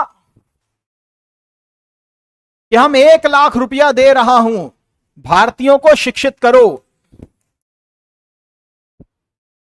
हम 1 लाख रुपया दे रहा हूं, भारतीयों को शिक्षित करो। और 13 में यह भी कहा गया कि जो ब्रिटिश ईस्ट इंडिया कंपनी यहां आकर के बैठी हुई है और अकेले दम पर पूरे भारत का व्यापार करती है, यह गलत है। केवल उसी के पास अधिकार नहीं होना चाहिए। अभी तक केवल एक कंपनी आती थी हमारे यहां, केवल एक company, British east India company. 13 तक जो व्यापार करने का जिसको प्रॉपर अधिकार दिया गया था। लेकिन 13 के बाद कहा गया कि यह क्या है, ये केवल एक कंपनी क्यों जा रही है भारत, भेजो दूसरी कंपनियां भी भेजो। तो अब सैकड़ों कंपनियां तुम्हारे यहां आ जाएंगी। अब सैकड़ों तो नहीं, मतलब और भी कंपनियों के लिए द्वार भारत के खोल दिए गए। मतलब समझे? अभी तक केवल एक कंपनी आके लूट रही थी, अब डिफरेंट डिफरेंट कंपनियां भी आएंगी तुम्हारे। भारत के द्वार खोल दिए गए, खोलो। और कहा गया 1 लाख रुपए हम दे रहे हैं, भारतीयों को शिक्षित बनाओ। तुम कहोगे यार ये तो बहुत अच्छा काम किया अंग्रेजों ने, शिक्षित बनाओ, इसमें क्या गलत है सर? गलत नहीं है कुछ भी, गलत तो कुछ नहीं है। वे हर चीज का लाभ भी होता है और हानि भी होती है। शिक्षित में बोला गया कि भारतीयों को विज्ञान की शिक्षा दो। अब तुम कहोगे बहुत सही सर, इंजीनियर सब बनेंगे। और एक तरफ बोला गया साहित्य की शिक्षा दो, कला साहित्य की शिक्षा दो इनको।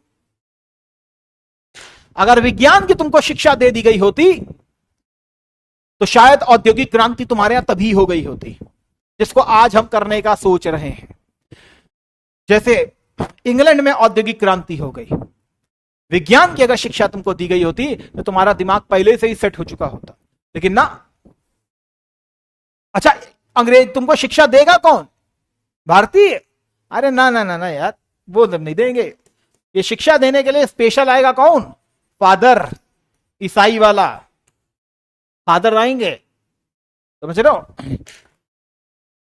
वो आएंगे यहां पर, वो तुमको शिक्षा देंगे। अब काहे के लिए दे रहे हैं शिक्षा? इसलिए दे रहे हैं कि 13 में भारत को खोल दिया गया। का ईस्ट इंडिया कंपनी ऐसा है, तुम बहुत यार थोड़ा व्यापार कर रहे हो, पूरे भारत को खोलो ना। मराठा है हमारे आगे, ना मैसूर है, ना हैदराबाद की कोई औकात है। पूरा भारत हमारे कदमों पे बैठा हुआ है, क्या दिक्कत क्या है? खोलो पूरे भारत को। और केवल तुम ही व्यापार नहीं करोगे, और भी सारी कंपनियां व्यापार करेंगी। अच्छा ठीक है, अब भारत इतना बड़ा है कि पूरे ब्रिटेन की जनसंख्या समा जाएगी, तब भी कम पड़ जाएगा। खुद सोचो, अंग्रेज आए कितने थे तुम्हारे यहाँ? 2, 4, 5, 10, 50,000, समझ रहे हो? तो इतने भारत को लूटने के लिए अंग्रेजों को चाहिए क्या? Clerk, man power. अब वो मैन पावर कौन देगा? हम तुम देंगे और कौन देगा? अब गवर्नर जनरल तो बनना नहीं था उस समय हमको, है? क्लर्क बन लो। क्लर्क ही कौन बनेगा? क्लर्क का बनना पड़ेगा यार, समझ रहे हो?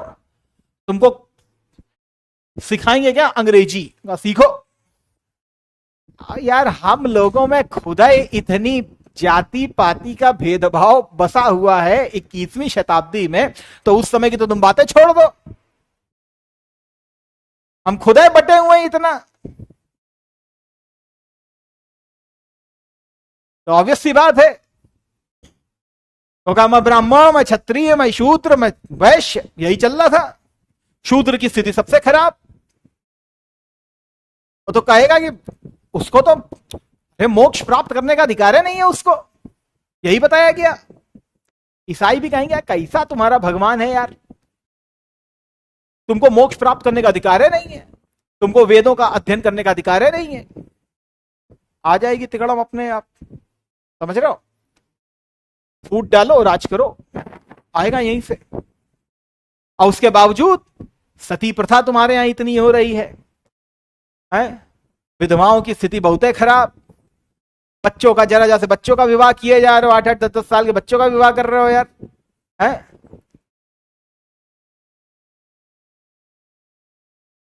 अंग्रेजों ने उठाया कैसा भारत है ये? सभ्य है ही नहीं, क्योंकि उनके ऊपर तो क्वेश्चन मार्क लगता है ना कि भाई आपने भारत को लूट लिया। उसने कहा हमने कहां लूटा? अरे भारतीयों को तो सभ्य बनाया हमने, कानून के माध्यम से। महिला सती प्रथा को हटाया, विधवा व्यवस्था को कानून के माध्यम से लागू किया। भारतीयों के अंदर अकलें कहां थी? वो तो तुम्हारी सभ्यता के ऊपर क्वेश्चन मार्क लगा दिया ना उसने। वो तो कहेगा हमने अंग्रेजी शिक्षा तुमको देना चालू की। साहित्य की शिक्षा दे रहा है ना, आ रहा है धीरे धीरे। अब साहित्य में तुमको क्या पढ़ाएगा? चाणक्य का साहित्य थोड़ा ना पढ़ाएगा तुमको। तुमको क्या पढ़ाएगा? यूरोप का साहित्य। अब यूरोप में क्या पढ़ाएगा? तुम्हारे संविधान में रखा गया है या यूरोप का साहित्य? तुम हमसे क्या कह रहे हो? फ्रेंच क्रांति के आदर्श वाक्य रखे हो कि नहीं रखे हो? स्वतंत्रता, समता, बंधुता अमेरिका का लिखे हो, प्रेरित किए हो कि नहीं किए हो? हम भारत के लोग है कि नहीं है? वोल्टेयर का कॉन्सेप्ट है कि नहीं है? Article 91A। तो भैया यहां के कुछ बुद्धिजीवी थे जो वहां पर पढ़ भी रहे थे, उन्होंने कहा यार ये तो अंग्रेज भारत में कुछ और लागू करते हैं, यहां पर कुछ और लागू है।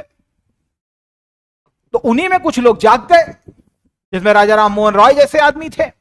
इन्होंने अंग्रेजों का विरोध नहीं किया, इन्होंने भारतीयों का विरोध किया। राजा राम मोहन रॉय लोगों ने, इन्होंने कहा अंग्रेज गलत थोड़ी नहीं कह रहे हैं।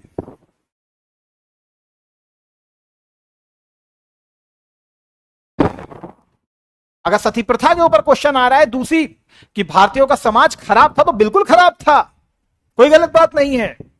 और ये जितने भी सुधारक आएंगे 1813 के बाद जागरूक हो जाएंगे यहीं से। जब अंग्रेज तुम्हारे सिस्टम के ऊपर क्वेश्चन मार्क लगा देंगे, तो पढ़ा लिखा वर्ग यहां से जागरूक होगा। इसीलिए उसको बोलते हैं भारतीय पुनर्जागरण। मतलब अभी तक सो रहे थे, अब तुमको फिर से जागृत करवाया गया है। जाग जाओ। जागो कहां पर? महिला एजुकेशन के लिए। जागो कहां पर? बाल विवाह के लिए, शिक्षा के लिए, इंटरकास्ट मैरिजेस के लिए। इन सब की तरफ तुमको जगाया जाएगा। जागो।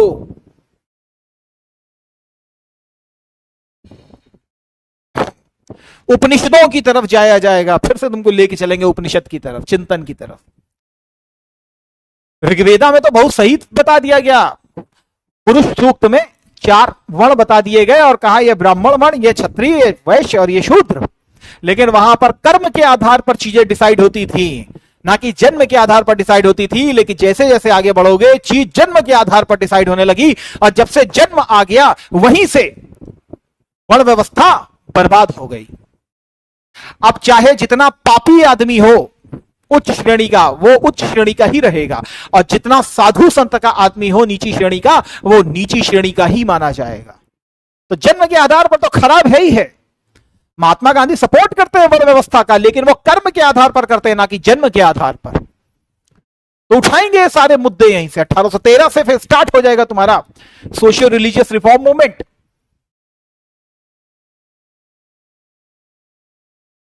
दूसरी तरफ अंग्रेज यहां से धीरे धीरे तुम्हारे अन्य क्षेत्रों पर भी कब्जा करना चालू करे। अभी तक कब्जा नहीं करते थे अंग्रेज तुम्हारे यहां।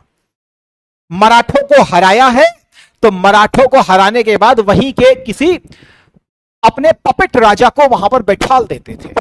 लेकिन अब अंग्रेज कहेंगे क्या जरूरत है बैठालने की राजा आजा को, हटाओ राजा आजा को, ये पूरा क्षेत्र कब्जा कर लो। इसको हम देखेंगे दो टर्म में, सहायक संधि और डलहौजी की व्यापकत की नीति में। ये दोनों नीतियां एक दूसरे से बहुत गहरे रूप से जुड़ी हुई हैं।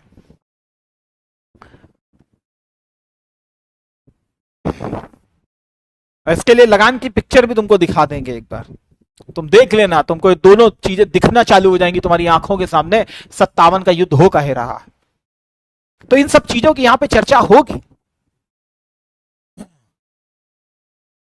देखो औद्योगिक चरण का मतलब क्या होता है, यह समझने वाली बात होती है। मतलब क्या है औद्योगिक चरण का? औद्योगिक का मतलब है उद्योग। उद्योग तुम्हारी इकोनॉमी का सेकेंडरी सेक्टर का पार्ट होता है। सेकेंडरी सेक्टर मतलब उद्योग का मतलब क्या? जहां पर मशीन लगी हो, और मशीन, एक मशीन की औकात है वो डेली के 100 आदमियों के बराबर, उससे ज्यादा ही काम कर सकती है एक मशीन। नहीं 120 मान लो यार, इतना तो मान लोगे। तो इंग्लैंड में औद्योगिक क्रांति हो चुकी है, और औद्योगिक क्रांति का मतलब होता है कि वहां पर मशीन का यूज किया जा रहा था, और मशीन जो है आउटपुट बहुत तेजी से प्रोड्यूस करती है। याद रखिएगा इस चीज को। औद्योगिक क्रांति के सफल होने का आधार है एक बड़ा मार्केट उपलब्ध होना। ब्रिटेन में औद्योगिक क्रांति हो रही थी, लेकिन मार्केट, खपत वाला मार्केट कौन था? भारत। इसीलिए भारत को वो ऐसा मार्केट के रूप में यूज करेंगे। अभी मैंने कहा ना, यहां पे बहुत सारे क्षेत्रों को अंग्रेज कब्जा कर लेंगे, जैसे मराठा का क्षेत्र है, जैसे मैसूर का क्षेत्र है, सब कब्जा कर लेंगे। राजा को भी हटा देंगे, कहेंगे हटो यहां से। मैसूर के राजा कहेंगे घुसो बर्तन में, जाओ यहां से तुम, ये क्षेत्र हमारा। अब तुम कहोगे ऐसा का है सर? अब तुम याद करो, मैसूर का अगर राजा रहेगा, हमारे यहां केवल राजा को ही मत देखिए, मैसूर का अगर राजा बैठा है तो वो अपने कपड़ा सिलवाएगा अपने जुलाहों से। खुद सोचो, तो उसमें सोना जड़ेंगे, हीरे जड़ेंगे, वो सब बढ़ेंगे उसमें। हाँ सर। उसकी टोपियों भी बनाएगा, उसके कपड़े कैसे बनेंगे? सलवार सूट टाइप के कपड़े बनेंगे, नागरा आगरा टाइप के बनेंगे, हैं? जूते उते पहनाए जाएंगे उसको। अब उसका महामंत्री होगा, उसके भी ऐसे ही कपड़े बनेंगे। रानी के अलग कपड़े बनेंगे, हैं? सेना है, सेना के अलग बनेंगे। तो राजा केवल एक राजा ही नहीं है, वो एक इकोनॉमी को चलाने वाला पूरा तंत्र हुआ करता था। फर्नीचर वाला अलग लगा होगा, पढ़ के आए थे ना आर्ट एंड कल्चर में, कि अलग से चित्रकला की विभाग की स्थापना की थी किसने? अकबर ने। तो सोचो कितना चित्रकार रहा होगा। अबुल फजल ने तो 17 चित्रकारों की बात की, लगभग 250 से ज्यादा चित्रकार। सोचो कितनी बड़ी बात होगी। ये तो बड़े चित्रकार हैं, छोटे चित्रकार कितने होंगे?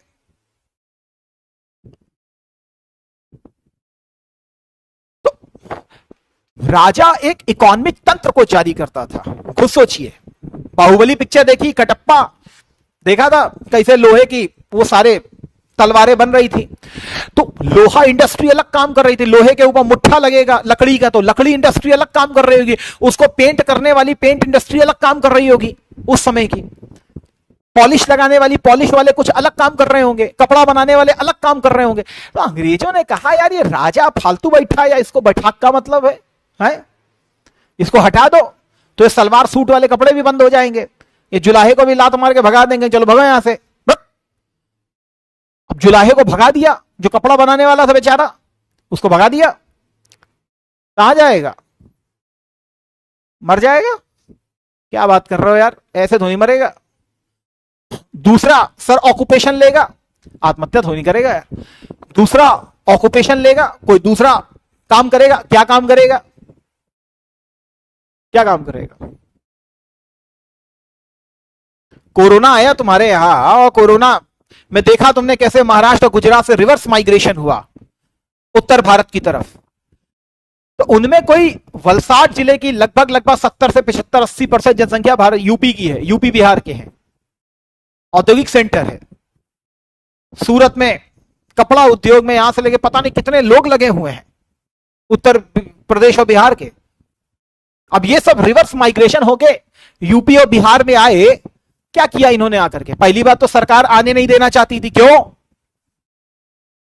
सर, उससे ना वायरस फैल जाएगा। वायरस नहीं फैल जाएगा, वायरस तो अलग चीज है, फैल जाएगा वो तो एक अलग मैटर है।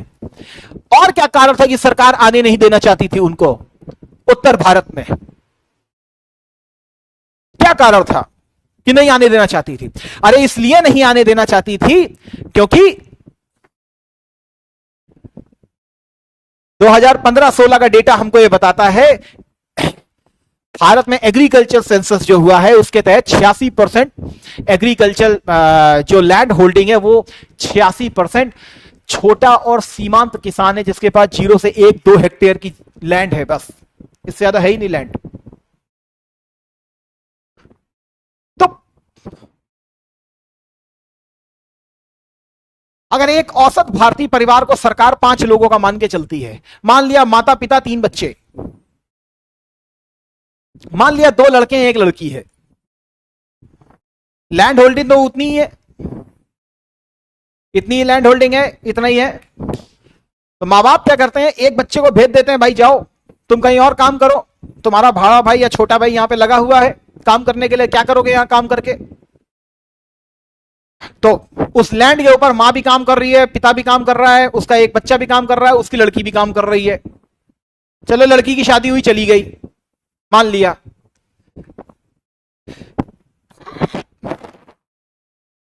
चलो मां कर रही है, बाप कर रहा है काम, उसका एक बेटा काम कर रहा है, उसकी भी शादी हो गई, उसकी वाइफ काम कर रही है, 4 लोग काम कर रहे हैं, लैंड होल्डिंग इतनी है।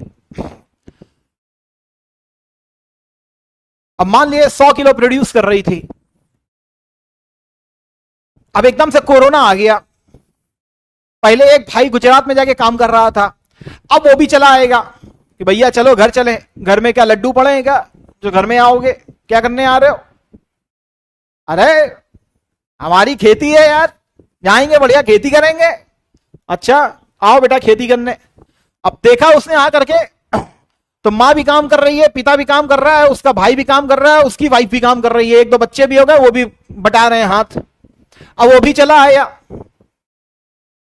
उसकी भी शादी हो चुकी है, क्या कुंवारा मारोगे क्या उसको, वो भी शादी कर चुका है, अब वो भी है, साथ में उसकी घरवाली भी है और साथ में एक बच्चा भी है, वो भी आ गए।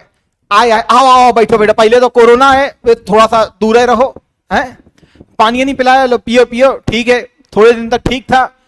अब बगल उसकी वाइफ आएगी, तुम भी जाओ, ए जी सुनते हो, जाओ खेती में जाके काम करो, जाओ ना, चलो 6,000 है। अब वो भी चला आया काम करने। तो पहले भाई ने कहा ठीक है आओ छोटे काम करो, है? अब देख रहा है कि वाइफ भी काम कर रही है, तो छोटी की वाइफ भी आ गई, चलो हम भी हाथ बटाएं, 6 लोग काम करने लग गए। उसका बेटा भी है, बच्चा भी आ गया छोटा, वो काम करने लग गया। प्रोड्यूस कितना हुआ? लैंड ज्यादा प्रोड्यूस करेगी क्या? 100 किलो पहले भी उपज थी, 100 किलो अभी भी उपज रहेगी, समझ रहे हो? और इसी में डिस्टर्बेंस क्रिएट हो जाएगी दोनों भाइयों। मेरे काहे के लिए यार तुम चले आए यार, वहीं रहते यार, यहां पे क्या लड्डू पड़ा था क्या? समझ रहे हो? ये एक छोटी सी बात बता रहा हूं। सरकार को इसी चीज का डर था कि उत्तर भारत गृहयुद्ध में फंस जा सकता है। फिर उत्तर भारत में एक प्रकार घर घर में लड़ाइयां हो सकती हैं। जाएगा कहां? क्या है उसके पास? ऑक्यूपेशन, खेती, और कहां जाएगा वो? सरकार को सबसे बड़ा इस चीज का डर था।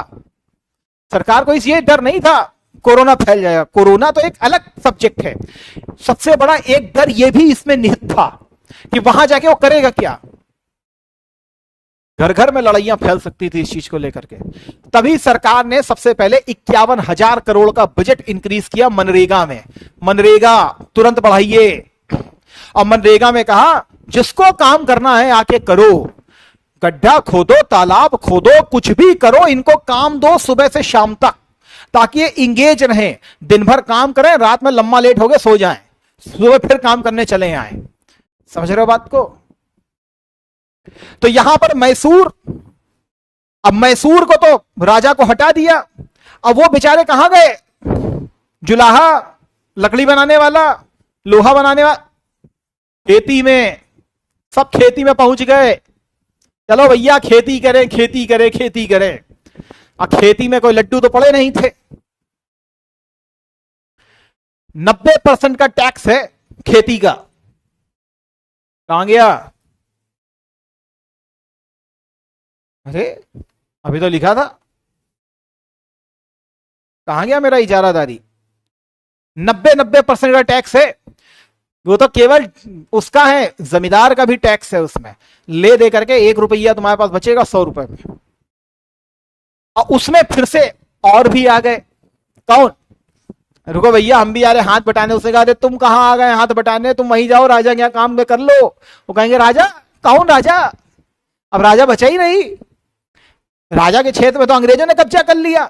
राजा को भी पैंट शर्ट बूट पहना दिए कि तुम ये पहनो, और वो छोड़ो, सलवार सूट वाला काम वो छोड़ो, तुम ये पहनो। हम लोग चले आए खेती करने। कहा भैया खेती में भी कुछ नहीं है बाबू, वहीं जाओ, हड्डियां दिखाई दे रही हैं, 100 रुपए में 1 रुपया मिल रहा है। अच्छा ऐसी दुर्दशा? हाँ किसने की? अंग्रेजों ने। अरे फट डालेंगे इनको, मत डालेंगे। चालू हो गया गुस्सा, चालू गुस्सा चालू। तो यहीं पर तुमको विद्रोह भी देखने के लिए मिल जाएंगे। 1857 से पहले बहुत सारे जन विद्रोह भी देखने के लिए तुमको मिलेंगे। जन विद्रोह, आदिवासी विद्रोह, विद्रोह चालू। 57 से पहले के विद्रोह काहे के लिए? अरे इनके प्रोजेक्ट्स के लिए, वो जो मैं तुमको आगे बताऊंगा, इनकी आर्थिक नीतियों के लिए। जैसे तुमने अभी इजारादारी और उसको देखा, वैसे ही इस समय 1820 में दक्षिण भारत में चालू हो गई रैयतवाड़ी प्रथा। यह भी एक कृषि प्रक्रिया है, इसमें भी तुम्हारा खून चूस लेंगे। स्थायी बंदोबस्त था वो स्थायी बंगाल में लागू हुआ था, अब इतना याद रखो बस। तो वहां पर स्थायी का मतलब वहां टैक्स फिक्स कर दिया गया था, मतलब साल में तुमसे 4 करोड़ लेंगे तो मतलब 4 करोड़ लेंगे बस। यहां पर फिक्स नहीं है, यहां पे बढ़ाए रहो, जितना बढ़ाना और बढ़ा लो। इसके बाद एक और प्रोसेस लागू हो जाएगी जिसका नाम होगा महालवाड़ी। ये पूरे भारत को कवर कर लेंगे, तीनों के तीनों, स्थायी बंदोबस्त भी, रैयतवाड़ी भी और महालवाड़ी भी। दिखाने के लिए कुछ भी हो, सबका ऑब्जेक्ट यही है, तुम्हारी हालत खराब कर देना, इससे ज्यादा कुछ नहीं। और इसी के कारण 57 से पहले के बहुत सारे विद्रोह भी होंगे। अच्छा देखो, एक तरफ विद्रोह भी हो रहा है, एक तरफ सोशल रिफॉर्म मूवमेंट भी चालू हो रहे हैं, पुनर्जागरण भी चल रहा है। पुनर्जागरण लोगों को जगा रहा है। यहां पर खेती किसानी सब लोग विद्रोह कर रहे हैं। लोगों के अंदर धीरे धीरे धीरे धीरे समझ विकसित होना स्टार्ट होती जाएगी। और 57 का तो फिर महायुद्ध होगा ही होगा। 57 का महायुद्ध उससे नहीं हुआ है जो तुम देख करके आ रहे हो कि वो चर्बी वाले कारतूसों से हो गया था। इतने बड़े महायुद्ध इन सब चीजों से नहीं होते हैं, याद रखना इस चीज को। वो तो तात्कालिक कारण था, कारण इसके पीछे बैठे हुए हैं। तुमसे यूपीएससी उठाती है, यूपीपीएससी उठाएगा। 57 का विद्रोह मात्र चर्बी वाले कारतूसों की उपज नहीं थी, वो तो 100 सालों के संचित असंतोष का परिणाम था। वो असंतोष तुमको दिखाना पड़ेगा, या संतोष है कौन से। 57 का युद्ध केवल चर्बी वाले कारतूस से तुमको लग रहा है इतना बड़ा महाविद्रोह हो जाएगा? नहीं हो सकता। इतने बड़े महाविद्रोह इन सब चीजों से नहीं होते।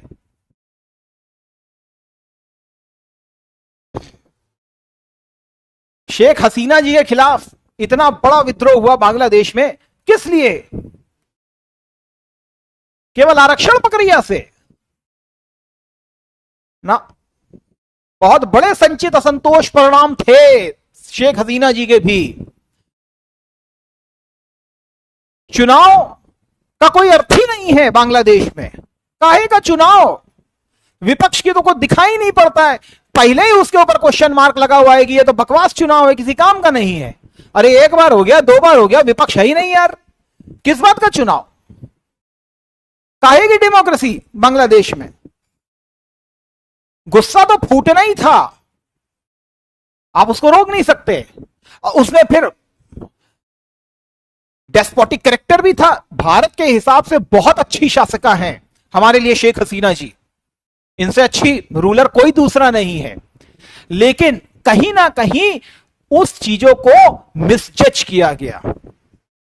अब ये इंटेलिजेंस के फेल्योर का भी परिणाम हो सकता है, लेकिन हर बार आप विपक्ष की तौहीन नहीं कर सकते हो, आप समझो बात को। जबकि विपक्ष तो चुनावों का बहिष्कार कर रहा है, तो वैलिडिटी है ही नहीं, अंतरराष्ट्रीय लेवल पर आपको वैलिडिटी नहीं मिल रही है। आज शेख हसीना जी का बयान भी है कि हमने अमेरिका को एक आइलैंड नहीं दिया यहां पर, इसी कारण ये तख्ता पलट हुआ है। तो सोचिए कितनी बड़ी बात होगी कि विदेशी शक्तियां कैसे मैनिपुलेट करती हैं चीजों को वहां से बैठे बैठे। आप ये समझिए, इस चीज को कर सकते हैं, ये कोई गलत नहीं है। तो कभी आईआर में तो चलिए जब आपसे टीचर डिस्कस करेगा तो अलग। तो 57 का विद्रोह हो गया, और 57 का विद्रोह यही 57 से 1757 से 1857 के बीच के असंतोषों का परिणाम था। अब इसके बाद फिर आपकी स्थापना होगी 1885 Indian national Congress, Indian national Congress. और फिर कांग्रेस आएगा, और फिर कांग्रेस इनको समझाएगी। यहां पर मैंने एक बहुत बड़ी चीज को मिस किया है, 3 चीजों का मैंने अभी आपसे कोरिलेशन डेवलप यहां पर नहीं किया। जैसे एक था सहायक संधि, हम देखेंगे ये है क्या, 1799। इसी का ही एक बड़ा रूप आप देखेंगे व्यपगत की नीति में, और इसी के बाद आप देखेंगे कांग्रेस को। व्यपगत क्या है, ये लागू किया किसने, 1849 अराउंड डलहौजी के बाद, 1848 सॉरी। और सबसे पहले वो सतारा को हटा दिया था। अब तुम कहोगे सतारा कहां है, बस कहो मराठवाड़ा को ही हटा दिया था, खत्म किया था, मराठवाड़े का भी काम खत्म कर दिया था। इन तीनों में अंतर क्या है, बस मैं तुमको इतना बता दे रहा हूं। इसका मतलब है ब्रिटिश नीचे आता था किंग, और इसके नीचे आती थी कॉमन जनता। कॉमन मासेस का मतलब कॉमन जनता। यहां पर भी था ब्रिटिश, यहां था किंग, और यहां था कॉमन मासेस जनता। यहां पर आ गए ब्रिटिश, यहां पर आ गई कांग्रेस, और यहां पर आ गई कॉमन जनता। समझना बात को, केवल लगान को देखो समझ जाओगे क्या है, कुछ नहीं। लगान में तुमने देखा होगा, एक भुवन एक शर्त लगा करके आ जाता है और राजा से कहता है कि राजा इस शर्त को कैंसिल करवा दो। राजा की औकात नहीं थी कि वो उस शर्त को कैंसिल करवा सकता, नहीं करा सकता था। लेकिन राजा तुमको दिखाई पड़ता था कब, जब क्रिकेट चल रहा होता है तब आके कॉफी ऑफी पीता है एलिजाबेथ के साथ और घर निकल लेता है, चाचा टाटा करते हुए घर निकल जाता है। यही था उसकी औकात, इससे ज्यादा कुछ नहीं थी। ये दिखाई पड़ रहा था तुमको। लेकिन राजा का सम्मान प्रॉपर बना हुआ था भुवन के अंदर। भुवन ने कभी भी या गांव वालों ने कभी भी राजा की तौहीन नहीं की थी। लेकिन उनको यह नहीं पता था कि राजा की एक्चुअल में औकात कुछ है ही नहीं, राजा बेकार हो चुका है। उनको यह नहीं पता था। लेकिन राजा इस चीज को भली भांति जानता था कि मेरी औकात अंग्रेजों के सामने कुछ नहीं है, ये मेरी कोई बात को एक्सेप्ट नहीं करने वाले। वरना तुम खुद दिमाग से सोचो कि एक राजा जो है छोटी सी शर्त को कैंसिल नहीं करवा पाया। आप खुद सोचिए जरा इस चीज को। क्यों? क्योंकि वो जानता है कि अंग्रेज जो है मेरी बात को तवज्जो ही नहीं देंगे, क्योंकि मेरी कोई भी औकात उनके सामने नहीं है आज। वो जानता था इस चीज को। This one is a subsidiary line, जहां राजा है लेकिन गांव वाले इस राजा को देख के खुश जरूर होते थे कि चलो हमारा राजा तो बैठा है। ये 1813 के पहले का फेज था। यहां पर 1848 में डलहौजी आया और उसने कहा यार ये राजा कहां एलिजाबेथ के साथ बैठ गया, कॉफी ऑफी पीता है, चलो हटो राजा जी हटो यहां से। उसने इसी को ही हटा दिया। और जब राजा को हटाया तो राजा चला आया कहां पर, यहां पर। अब भुवन सुबह सुबह जब उठा खटिया से, देखा राजा जी बैठे हुए यहां पर। अगर राजा जी यहां कहां बैठे हो, खटिया में बैठो, तुम तो महल में थे, तुम यहां कहां आ गए। उसने कहा, कहा बताए भुवन भैया, अब हमारा राजपाट सब चला गया, अब हमारे पास कुछ ना बचा, हम तुम्हारी तरीके हो गए गरीब, लाओ हल लाओ, हम हल जोते। उसे कैसी बात कर रहे हो राजा जी, अब कट्टा चला देंगे, अगर ऐसी बात निकालो हम चक्कू चला देंगे अभी जाकर के उसके ऊपर। जब रिएक्शन ये रहेगा, आप खुद सोचिए, हमारा राजा हमारे साथ अगर इस तरीके से आ जाए और किसी को इस तरीके से बैठाल दिया जाए। हमारे आदरणीय प्रधानमंत्री जी इस समय राजा के रूप में है, या हमारे आदरणीय राष्ट्रपति जी हमारे लिए राजा के रूप में है। अब भगवान ना करे, वो हम भले उनके आलोचक हो सकते हैं, उनके समर्थक हो सकते हैं, लेकिन मेरे प्रधानमंत्री को या मेरे राष्ट्रपति को कोई विदेशी आकर के गाली दे दे, मैं भले अपने प्रधानमंत्री या राष्ट्रपति का जितना बड़ा आलोचक हूं, मैं उसके मुंह तोड़ जवाब उसको दूंगा कि तू कौन होता है मेरे प्रधानमंत्री या मेरे राष्ट्रपति को इस तरीके से बोलने वाला। वो मेरा प्रधानमंत्री है, वो मेरा गर्व है, वो मेरे पिता के समान है। तू कौन होता है ये चीज बोलने वाला? विदेशी, तू अपना काम कर। समझ रहे हैं इस चीज को? अंतरात्मा वहीं से जाग उठेगी, भारत होने का तत्व वहीं से जाग उठेगा। मेरा प्रधानमंत्री है, मैं चाहे कुछ भी बोलूं, मैं कुछ भी उसे कहूं, ये मेरा मैटर हो सकता है, लेकिन ये अधिकार मैं किसी विदेशी को नहीं दे सकता कि वो मेरे प्रधानमंत्री को कुछ भी अपशब्द बोल दे। वो जिस दिन बोल देगा उस दिन, चाहे मैं समर्थक हूं या कुछ भी हूं, उससे कोई फर्क नहीं पड़ता। मैं एक भारतीय होने के नाते सबसे पहले उस विदेशी का मुंह तोड़ दूंगा कि तू कौन होता है मेरे प्रधानमंत्री और राष्ट्रपति को गलत बोलने वाला। तू अपने घर को देख। समझ रहे हो बात को? तो यहां पर किंग था, लेकिन यहां पर डलहौजी ने कहा कोई काम है नहीं इसका यार, घर में बैठ के आके यहाँ चाय पीता, हटाओ यार, कोई मतलब ही नहीं है। और यहां से राजा को उतार के राजा को यहां करा। अब जैसे मेरे प्रधानमंत्री को गलत बोला, मैंने उसका मुंह तोड़ दिया, उसी प्रकार भुवन ने देखा मेरा राजा यहां बगल में बैठा आ गया मेरे यार, उसने भी मुंह तोड़ा, निकाला क्या कहते हैं डंडा सरिया जो भी था, और चल दिया कहां, चलो कैप्टन रसेल के यहां। पूरा गांव आके खड़ा हो गया, मार मूर करके तोड़ ताड़ करके बर्बाद कर दिया। This one is the outcome of 1857। ये है एक्चुअल में 1857, वो नहीं है जो तुम देख रहे हो, वो तात्कालिक कारण था, वो नहीं था, ये तात्कालिक कारण था। वो हर चीज को एक माचिस की जरूरत होती है, वो माचिस की जरूरत ये थी। हो सकता है एक विदेशी हमसे बात करने के क्रम में, हो सकता है कि वो क्रिटिसाइज कर रहा हो हमारे प्रधानमंत्री को, एक अलग बात है, तो हम भी अपने तरफ से, अपनी तरफ से बचाव करने का प्रयास करेंगे, जी नहीं आप गलत बोल रहे हैं। लेकिन ऐसा नहीं हो सकता, जैसे अगर वो मेरे प्रधानमंत्री को गाली देना स्टार्ट कर देगा तो मैं तो मारना चालू कर दूंगा मुंह पे। तुम्हारी हिम्मत कैसे गाली देना, तुमने गाली कैसे दे दी उसको? तो गाली एक तात्कालिक कारण हो गया, वैसे ही वो चर्बी वाले कारतूस एक तात्कालिक कारण के रूप में आपको दिखते हैं। समझ रहे हैं बात को? तो this one is the outcome of this. ये था मेजर आउटकम जिसने 1857 करवा दिया, one of the major factor जो 1857 को कंडक्ट करवाएगा। समझ रहे हैं? और फिर अंग्रेज समझेंगे, अंग्रेज कहेंगे यार हमने तो भारतीयों को सब कुछ दिया था 1813 से 57 के बीच में, अंग्रेजी की शिक्षा भी दी, कानून भी बनाए, सती प्रथा भी हटाई, बहुत सारी चीजें की, लेकिन हमारे खिलाफ काहे विद्रोह हो गया?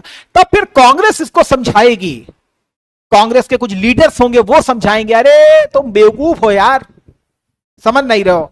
देखो सहायक संधि थी तुम लोग की, तो क्या यहां पर कोई लड़ाई हुई थी? तो अंग्रेजों ने कहा नहीं, यहां पे तो ऐसा कुछ नहीं हुआ था। कहा अच्छा वो तो देखा था ना कि भुवन तुमसे लगा के चला गया था शर्त, लेकिन राजा के यहां तक गया था, राजा के घर से बाहर निकल आया था। ऐसा नहीं था कि राजा के घर को क्रॉस करके कैप्टन रसल के घर में आए हो, ऐसा नहीं था। राजा के घर तक गए और राजा घर से कल्टी मार के वापस आ गए, पहले स्टॉप की बस पकड़ के नीचे आ गए। कहा लेकिन तुमने यार राजा को हटा दिया, ये गलती कर दी। राजा भैया राजा है हमारा, कहा चिंता ना करो, अब हम बीच में बैठे हैं, अब राजा को हटाओ, हमको बीच में बैठा लो, हम तुमको बताएंगे इनकी समस्या क्या है, ये हमको बताएंगे और हम तुमको बताएंगे। कल को कोई विद्रोह होगा तो ये हमारे पास आएंगे, हम इनको समझा करके भेज देंगे नीचे, ये फिर चले जाएंगे, फिर तुम यहां पे आराम से बॉस बने बैठे रही ना। समझ रहे हो? कांग्रेस फिर ये गेम खेलेगी, ठीक है। तो ये सारी चीजें कांग्रेस की फिर आगे की तरफ मूव ऑन करेगी। अब तुम कहोगे सर स्वदेशी आंदोलन फिर काय चालू होगी? अरे भैया, फिर ये दोनों जब तक विद्रोही नहीं होंगे, ये दोनों, तब तक अंग्रेजों को कोई दिक्कत नहीं थी। और फिर भी तुम देखो, अरे स्वदेशी आंदोलन हुआ तो क्या गोली मार दी क्या ब्रिटिश वासियों को? नहीं, विद्रोह हो रहा था, ठीक है। आगे जाके इसी को गांधी जी लीड करेंगे, तो क्या गोली मार रहे थे क्या ब्रिटिशों को? नहीं, अहिंसक। सविनय आंदोलन होगा, क्या ब्रिटिशों को गोली मार रहे थे? नहीं, अहिंसक। भारत छोड़ो आंदोलन में क्या गोली मार दी क्या ब्रिटिशों को? नहीं, अहिंसक। अब बस हर बार पहुंच जाते थे, अरे साहब कुछ हमारी मांगे पूरी करो, मांगे पूरी करो, मांगे पूरी कर करके अंग्रेजों के अंदर दंभ कर देंगे ये लोग, और अंततः विद्रोह भी चलेगा, वो भी सारी चीजें होंगी। गेम केवल इन तीनों का ही होने वाला है, सारे का, और इन्हीं चीजों में ही सारी फिलॉसफी घूम जाएगी, समझ रहे हैं? तो इसी तरीके से हम लोग आगे डिस्कस करेंगे। फिर स्वदेशी आंदोलन आगे फिर आएगा, उसके आगे बढ़ेंगे तो असहयोग आंदोलन, असहयोग आंदोलन के आगे फिर सविनय आंदोलन, सविनय आंदोलन के भारत छोड़ो आंदोलन। इधर कांग्रेस की स्थापना हुई 1905 में, Swadeshi, then 1920s non cooperation movement, then 1930s civil disobedience movement, 1943 quit India movement, 1947 आजादी। लेकिन ये इतना आसान नहीं है, इसके बीच में भी बहुत बड़े गेम हैं, समझ रहे हैं? तो इन गेम्स को हम देखेंगे, लेकिन फिर भी एक ओवरव्यू मुझे आपको देना था कि हमको किस तरीके से चीजों को लेके चलना है, ये इसी पैरामीटर पर चलेगा, ठीक है? तो आई होप सो कुछ आपने चीजों को समझा होगा, कुछ 20% को गेन करने का प्रयास किया होगा। बाकी कल हम लोग पुर्तगाली वाले पहले चैप्टर से इसको स्टार्ट कर देंगे 1498 से, लेकिन अभी जो होगी चीजें वो बेसिकली प्री के ओरिएंटेड होंगी। तो जब प्री के ओरिएंटेड रहेंगी तो प्री में मेरी कोशिश रहेगी कि मैं बोर्ड वक्त ज्यादा यूज करूं और थोड़ा सा पीपीटी को यूज करूं। जब मेंस में आएंगे तो मेंस में आपको प्रॉपर लिखवा भी दूंगा, ठीक है? तो वो चीजें वहां पर हो जाएंगी, खासकर 1757 तक। 57 से जब हमारा प्रॉपर मेंस चालू होगा तो फिर हम लोग उसको थोड़ा सा लिखने का भी प्रयास करेंगे और लिख भी लेंगे, ठीक है? तो सारा गेम केवल और इसी से ही चलना है और कुछ नहीं। 2-4-5 पिक्चरें देखनी है, मॉडर्न हिस्ट्री दिमाग में आ जाएगी और कुछ है ही नहीं यार, लेमैन टर्म में समझो और कुछ ही। यूरोपियन ही क्यों आए थे? क्योंकि पुनर्जागरण उन्हीं का यहां हो गया था। इसको कल देखेंगे हम लोग एक मैप के थ्रू, जिससे हमें समझना पड़ेगा, ठीक है? ठीक है, देखो स्वीडन की कोई कंपनी होगी भी तो वो बिल्कुल नेग्लिजिबल है, ठीक है? नेग्लिजिबल है और कुछ नहीं है। उनका कोई इतना वो ऐसा ग्लोरीफाई वो कुछ भी नहीं है उनका चैप्टर, ठीक है? हाँ, ओवरव्यू आपको लेना है, दिमाग में आ जाएगा, दिमाग में आ जाएगा, दिमाग में आ जाएगा शिया जी, बिल्कुल। लेस्बियन एथिकल कैसे हो सकते हैं? ये तो नेचर के अगेंस्ट है। देखिए एक्चुअल में एक राइट है, that is this is my body and reproduction is my fundamental right.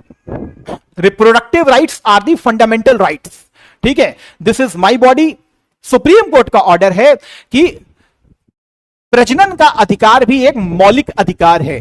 ये मेरी बॉडी है, मैं इसको कैसे यूज करता हूं ये चीज मेरे ऊपर डिपेंड करती है। तो प्रजनन का अधिकार भी आर्टिकल 21 के अकॉर्डिंग मौलिक अधिकार के रूप में कंसीडर किया जाता है।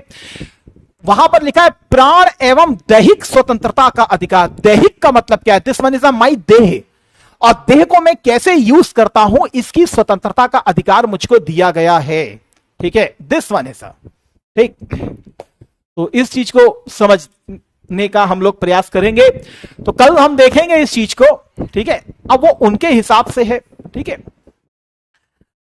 तो इसमें आपको सुप्रीम कोर्ट के कुछ थोड़े से वर्डिक्ट्स को भी पढ़ना चाहिए। जैसे नवतेज सिंह राणा का कोई जो केस है, उस राणा के केस में इस चीज को बकायदा दिया गया है, ठीक है? भुवन को देखना पड़ेगा, वो भुवन आपको दिखाई देगा, ठीक है?